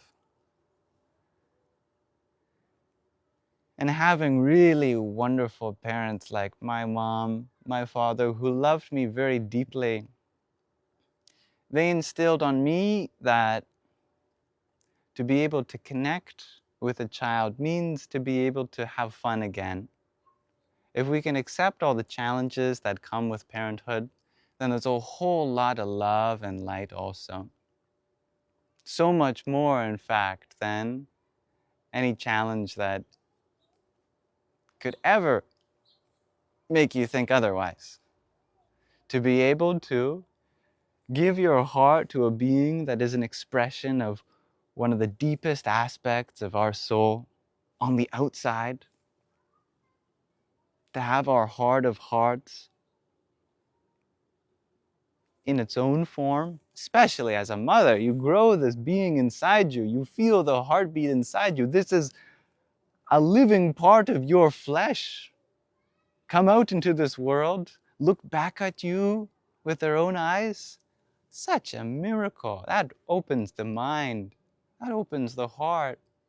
We could have years and years and years and years of hardening of our heart build up, but if you hold a baby in your arms and have the honor of calling it your own, and really connect with this being as an expression of yourself, all of that hardness that you have gathered up just melts away.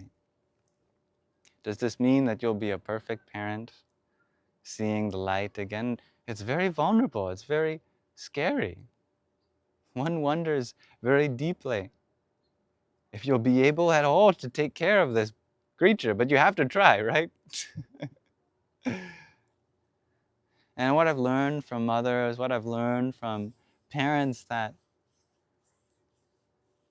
whatever challenge they go through, they do their best, is that they get to be children again too with you. They might have to pretend like they're the adult in the relationship, but that's because someone's got to. Inside, though, it's such a healing process to be a parent, and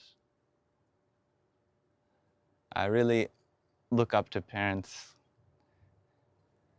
even if I'm not their child, even if I'm still an adult also. I bow to the Divine Mother and everyone.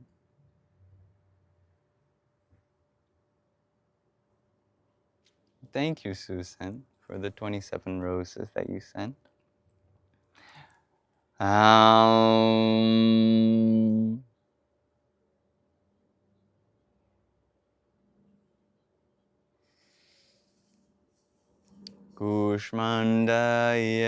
Namaha. I love what you shared, Gabriel, how children see things more clearly as they see the world without judgment for a short time. That is why I always will be an optimist about the evolution of this world and our society. Because as long as there is one children in this world, one children, that's the plural, one child in this world, there is a light to remind us of the way things could be different. No matter how many prejudices we've developed for each other, a child is not born with any. You know, imagine baby comes out of the womb, points to that guy in the corner, I hate that guy.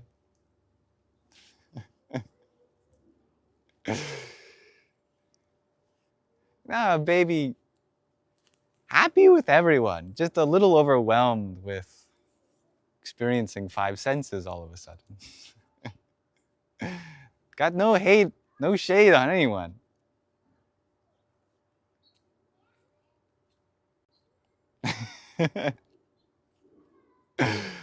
And even if a baby did come out the womb going, I hate that guy, probably because they heard something while in the womb. But the purity of soul is there. We all have a fresh canvas to begin with. It just gets painted on as we grow, and it should, because we're not supposed to be blank slates forever. We're allowed to form opinions for things and develop ideas and beliefs and perspectives. It's just that sometimes we've been looking at a painting one way for so long it needs to be repainted. But we forget that we have the paintbrush in our hand. Children are natural artists. They remind us all the time that it's always a new way to do something.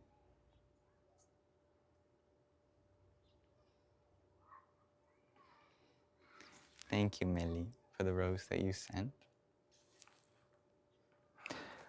Skandamatri Namaha.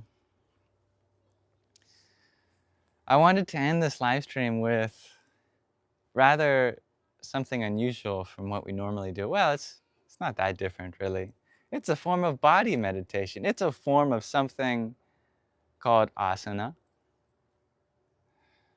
Usually we end the live stream with some kind of meditation. And generally when most people hear the word meditation, they think of, stillness. As anyone who's ever heard the word yoga before knows that yoga is a physical practice. And it's frustrating to a student of philosophy who learns that yoga is this huge and grand school of philosophy with thousands of ancient scriptures and great depths in the variety of practices for the environment, the body, and the mind. Really, this huge and unfathomably big school of thought and spiritual practice that is yoga in the West gets distilled down to a simple set of exercises or stretches. And it comes with so much more. But anyway, we're going to be doing some simple stretches today, and I invite you, if you want to participate with me, if you have a place where you can put down a yoga mat. I actually have one right here. I didn't even plan to have this one here. I've been using it to cover my dear cat Shadow when the sun gets too bright for his catio. So here's something you might be interested to know. The direction in which you face during anything like yoga is very important. I'm talking about the cardinal direction. So, are you facing north, east, south, or west when you do yoga? Because each direction that you face has a different meaning. West is the direction that the sun sets. West is the direction in which the moon sets. West is the direction, verily, in which all the planets and stars set. So west represents endings. It's best to do yoga facing a different direction than west, because we want the direction to symbolize, rather than something coming to an end, something opening up. So, east is a great alternative because east is the direction in which the sun rises. East is the direction in which the moon rises. Verily, east is the direction in which all the planets and stars rise. So the east represents the beginning. There's another good choice also, and that's the north. Because the north represents the point of light in our sky in which all the sun, the moon, the planets and stars, they rotate around. It's the axis of the earth. That eternal spot on the sky, ignoring the precession of the ecliptic and the axial tilt, represents eternity. North is also a great direction to do yoga because it represents aligning oneself with eternal light. Even right now, if you're in the northern hemisphere, the North Star is in the sky. It only appears at night because we can see it better. But no matter what time of the day or year, if you're in the northern hemisphere, the northern light is in the sky for you. And it's one of the only stars that has that fact, that aspect. So I'm going to be facing north today, the direction of eternal light. South represents the opposite, so we won't do that. And we're going to be doing 12 rounds of sun salutations, also known in Sanskrit as Surya Namaskara. This is one of the most ancient yogasana sequences. And even if you already know it, you probably don't know the 12 mantras that come with it. Here, can you hold my mala?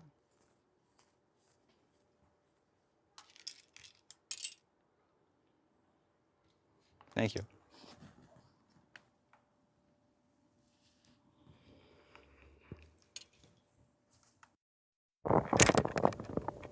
For indeed, each of the 12 sanctions has a corresponding mantra, and it is in accordance with the 12 names of the sun.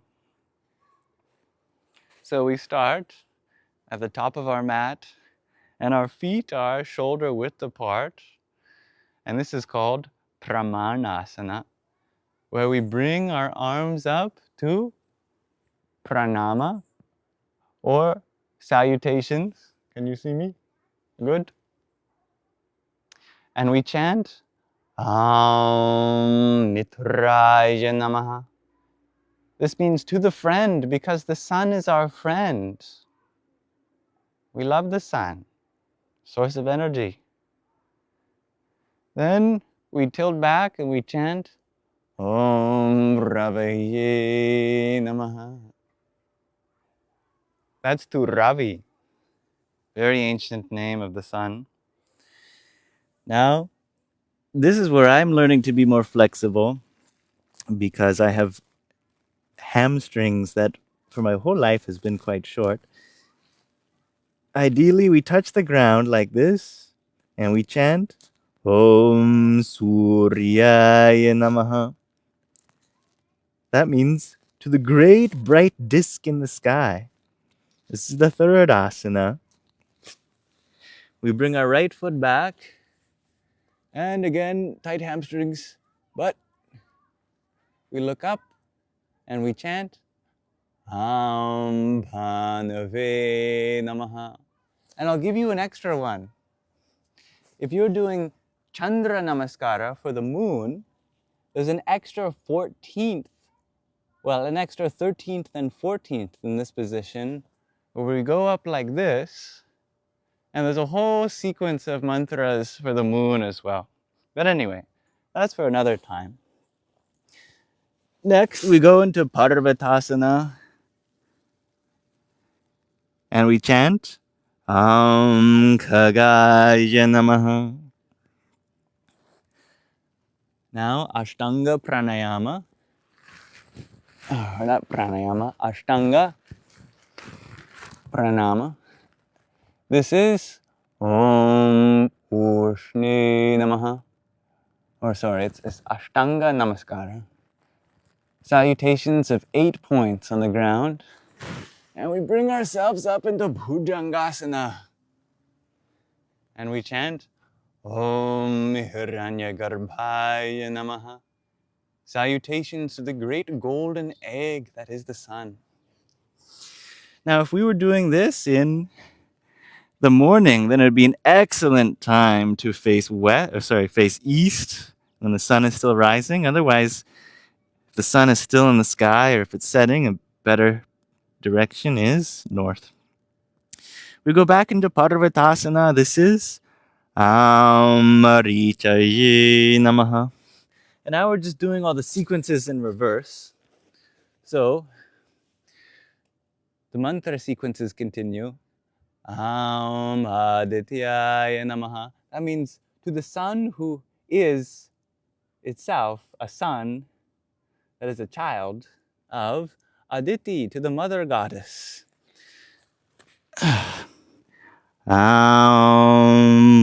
Savitri Namaha.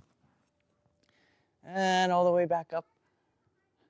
Arkaya Namaha. And ending with Pranamasana. Bhaskaraya Namaha. And those are the 12 positions and the 12 mantras of sun salutations. So, if you'd like to, we can do it 11 more times together. This will be our meditation. Mitraya Namaha. Ravaye Namaha. Suryaya Namaha. Bhanave Namaha. Khagaya Namaha. Pushni Namaha. Hiranyagarbhaya Namaha. Marichaye Namaha. Adityaya Namaha. Savitri Namaha. Arkaya Namaha. Bhaskaraya Namaha. And there is what the whole sequence looks like in one flow, a little bit faster paced. We'll do some more, but another pointer is we always move with the right leg during Surya Namaskara. And that is because the right side of our body is our solar side. That's where we have these spiritual currents of energy called Pingala. Pingala means the channel of the sun. So we begin all our movements with the right side. When one is doing Chandra Namaskara or moon salutations, then you lead with the left side, because our left side is where we have Ida, or the channels of the moon.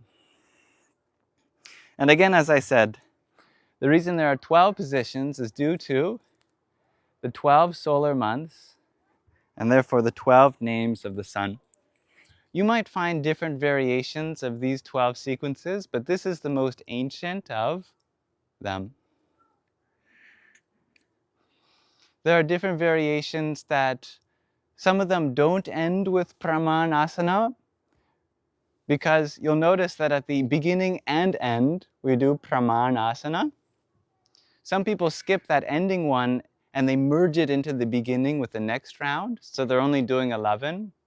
But then it wouldn't be in honor of the 12 suns or the 12 months and the names of the sun. That is why this sequence is the way it is. The guiding by the right leg is to activate Pingala. The 12 distinct postures are the 12 forms of the sun, and the sequence being a mirror reflection halfway through, so that we're going back in reverse. The symmetry represents the cycle of the sun. That's how you can differentiate between which sequences of Surya Namaskara are the original and ancient, and which ones have been modern variations by contemporary schools. All right, 10 more. First we did Ekam. Now we are doing Dve. We did Dve. Now it's Trini, the third. Mitraya Namaha. Ravaye Namaha. Suryaya Namaha. Bhanave Namaha. Khagaya Namaha. Pushne Namaha. Hiranyagarbhaya Namaha. Marichaye Namaha. Adityaya Namaha. Savitre Namaha. Arkaya Namaha. Bhaskaraya Namaha. Trini. Mitraya Namaha. Ravaye Namaha. Suryaya Namaha. Bhanave Namaha. Khagaya Namaha. Pushne Namaha. Hiranyagarbhaya Namaha. Marichaye Namaha. Adityaya Namaha. Savitre Namaha. Arkaya Namaha. Bhaskaraya Namaha. 4. Mitraya Namaha. Ravaye Namaha. Suryaya Namaha. Bhanave Namaha. Khagaya Namaha. Pushne Namaha. Hiranyagarbhaya Namaha. Marichaye Namaha. Adityaya Namaha. Savitre Namaha. Arkaya Namaha. Bhaskaraya Namaha. 5, or Pancha. Mitraya Namaha. Ravaye Namaha. Suryaya Namaha. Bhanave Namaha. Khagaya Namaha. Pushni Namaha. Hiranyagarbhaya Namaha. Marichaye Namaha. Adityaya Namaha. Savitre Namaha. Arkaya Namaha. Bhaskaraya Namaha. Sapta, or Shat, not at Sapta yet. Shat. Mitraya Namaha. Ravaye Namaha. Suryaya Namaha. Bhanave Namaha. Khagaya Namaha. Pushne Namaha. Hiranyagarbhaya Namaha. Marichaye Namaha. Adityaya Namaha. Adityaya. Savitre Namaha. Arkaya Namaha. Bhaskaraya Namaha. Now it's Sapta. Mitraya Namaha. Ravaye Namaha. Suryaya Namaha. Bhanave Namaha.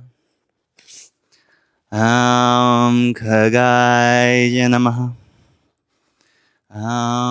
Pushne Namaha. Hiranyagarbhaya Namaha. Marichaye Namaha. Adityaya Namaha. Savitre Namaha. Arkaya Namaha. Bhaskaraya Namaha. And I'm going to move my mat back because I think it's moving forward on the grass. I'm hitting the catio in front of me. That was Ashta. Mitraya Namaha. Ravaye Namaha. Suryaya Namaha. Bhanave Namaha. Khagaya Namaha. Pushne Namaha. Hiranyagarbhaya Namaha. Marichaye Namaha. Adityaya Namaha. Savitre Namaha. Arkaya Namaha. Bhaskaraya Namaha. Nava. Mitraya Namaha. Ravaye Namaha. Suryaya Namaha. Bhanave Namaha. Khagaya Namaha. Pushne Namah. Hiranyagarbhaya Namah. Marichaye Namah. Adityaya Namah. Savitre Namah. Arkaya Namah. Bhaskaraya Namah. Dasha. Two more. Mitraya Namah. Ravaye Namah.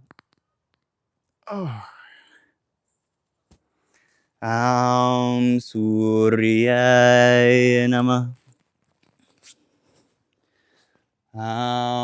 Bhanave Namah. Khagaya Namah. Pushne Namah. Hiranyagarbhaya Namah. Marichaye Namah. Adityaya Namah. Savitre Namah. Arkaya Namah. Bhaskaraya Namah. Ekadasha. One more. Mituraya Namah. Ravaye Namah. Suryaya Namah. Bhanave Namah. Khagaya Namah.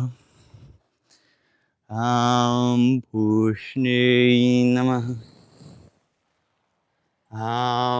Hiranyagarbhaya Namah. Marichaye Namah. Adityaya Namah. Savitre Namah. Arkaya Namah.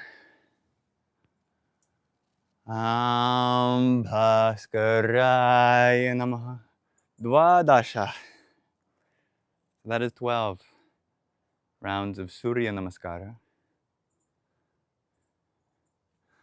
Om Sum Suryaya Namah.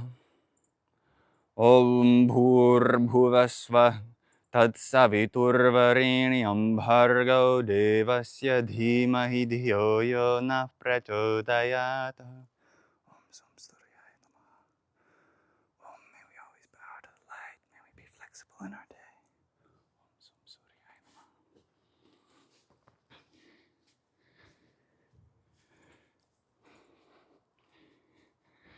So the word asana comes from the dhatu, the Sanskrit word, root, sun, meaning to sit. So an asana is actually a sitting. It's a type of seat. And indeed, the name for any type of seat, like a chair, is called an asana. So one might wonder why a dynamic series of movements is called a series of seats.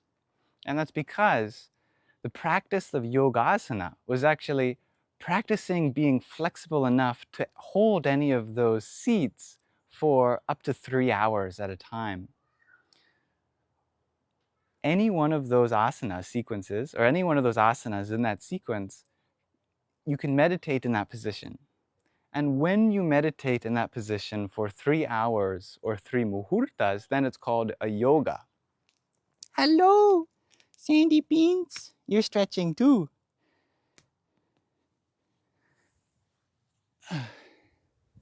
Hello. In the sequence of Ashtanga Yoga, the 8 limbs of yoga, Asana Yoga precedes Dhyana Yoga. So the sequence of these postures comes before meditation. And the idea is that during dhyana or during meditation that you'd be in one of these asanas or these seats. And if you can be in one of those postures for 3 hours, then that's called achieving yoga or achieving union in one of those postures. And so the goal of practicing our flexibility in these postures is so that we then, preferably at another part of our day, meditate in one of those postures. Hello, Sandy Beans. To upwards of 3 hours. You are so schnuggly. You know what I mean? You're so schnuggly.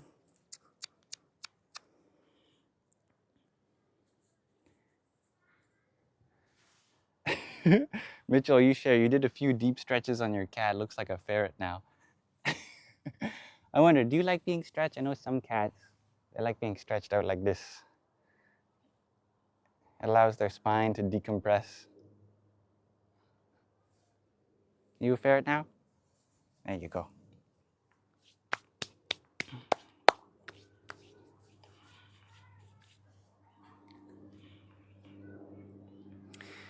All right, my lovely Sangha, thank you so much for joining with me during that Surya Namaskara sequence. I love to do more active meditations like that with you all. As I was alluding to, Yogasana practice is fundamental in yoga, and yoga is a full and complete spiritual journey.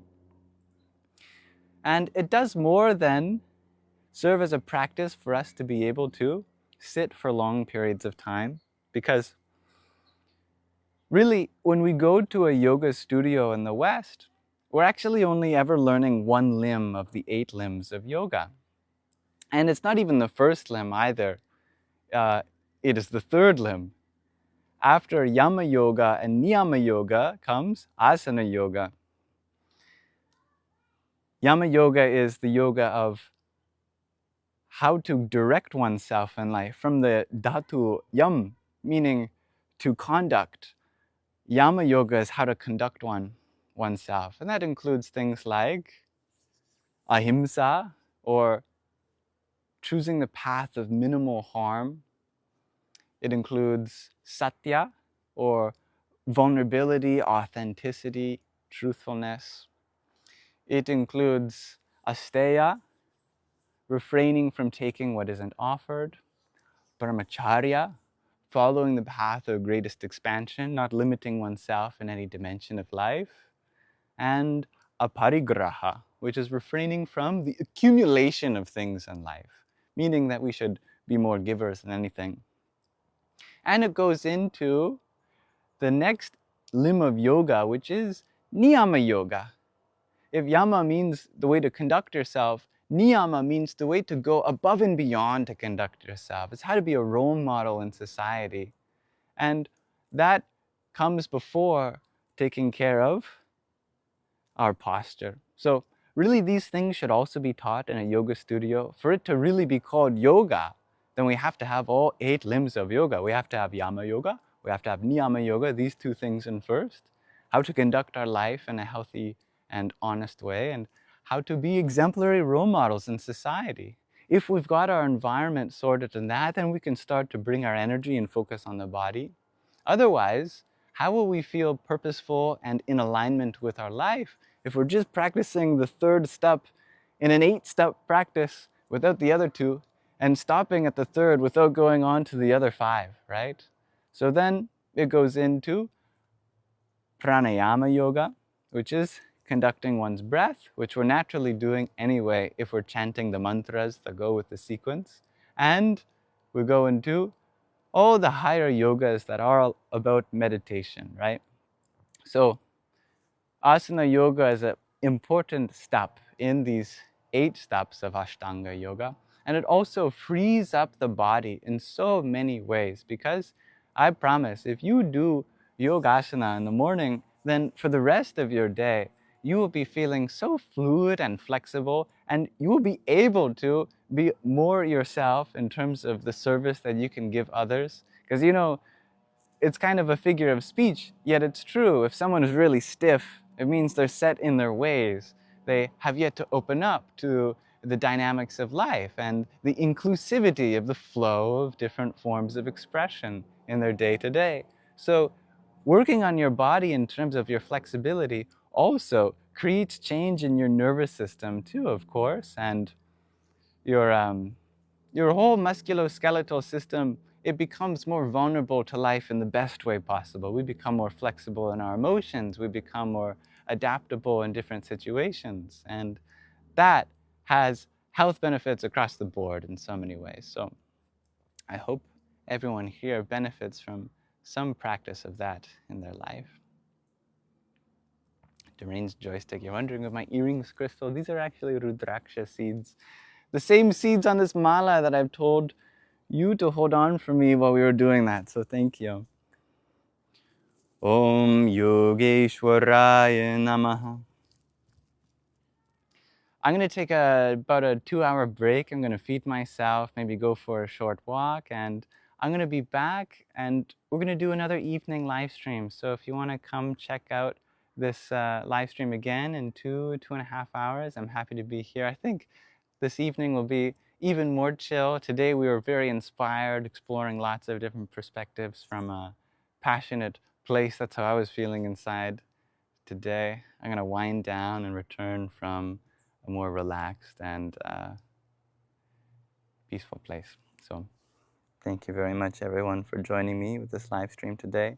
As always, I'll upload this to my Yam Shakta Lives YouTube channel, as with all the other lives that we've done. And I invite everyone to join our Telegram group too. It's inclusive for everyone. We can continue exploring these things and sharing what we've learned and what we're up to in our journey. You can find that and the link to my YouTube on shakta.ca. That's shakta.ca. It should be linked in the link in my bio. I also updated my website recently, so you can actually see the latest live stream that I've uploaded on the website itself. So hopefully that makes it a little easier for those who find themselves benefiting from going back and rewatching some of these live streams. And I'll be live again tomorrow as well, around the same time, and the day after. I've got 3 days of live streaming in a row. This is something that you can find out by going to the calendar section of my website, shakta.ca/calendar. You can go and check out what days I'll be live streaming, because I live according to the phase of the moon. Whatever phase the moon is in, that directs the course of my devotion to our community here. So check that out. You can also see when the next days are for one-on-one sessions, if we can dive deep into anything together. It's all by donation, of course, so I will always adapt to whatever situation you find yourself in life and what value that you find in our communications. So that's there for you. I think the next day is August 3rd or 4th. I'll have to double check. Anyway, it's there all in my lunar calendar. I wish you a wonderful rest of your day. Asato ma sadgamaya, tamaso ma jyotirgamaya, mrityor ma mritangamaya. Shanti, shanti, shanti. Om, lead us from what has yet to be real to reality. Om, lead us from darkness unto the light. Lead us from what has yet to be immortal to eternity. Om, let there be peace in us. Let there be peace in our environment. Let there be peace in the forces that act through us.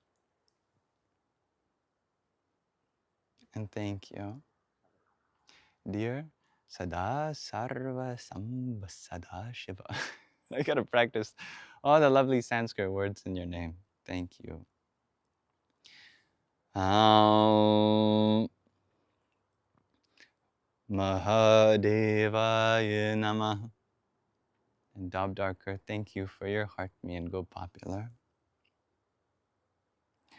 Om Kar Karli Mahakarli Karlike Parameshwari Sarvanandakare Devi Narayani Namostute.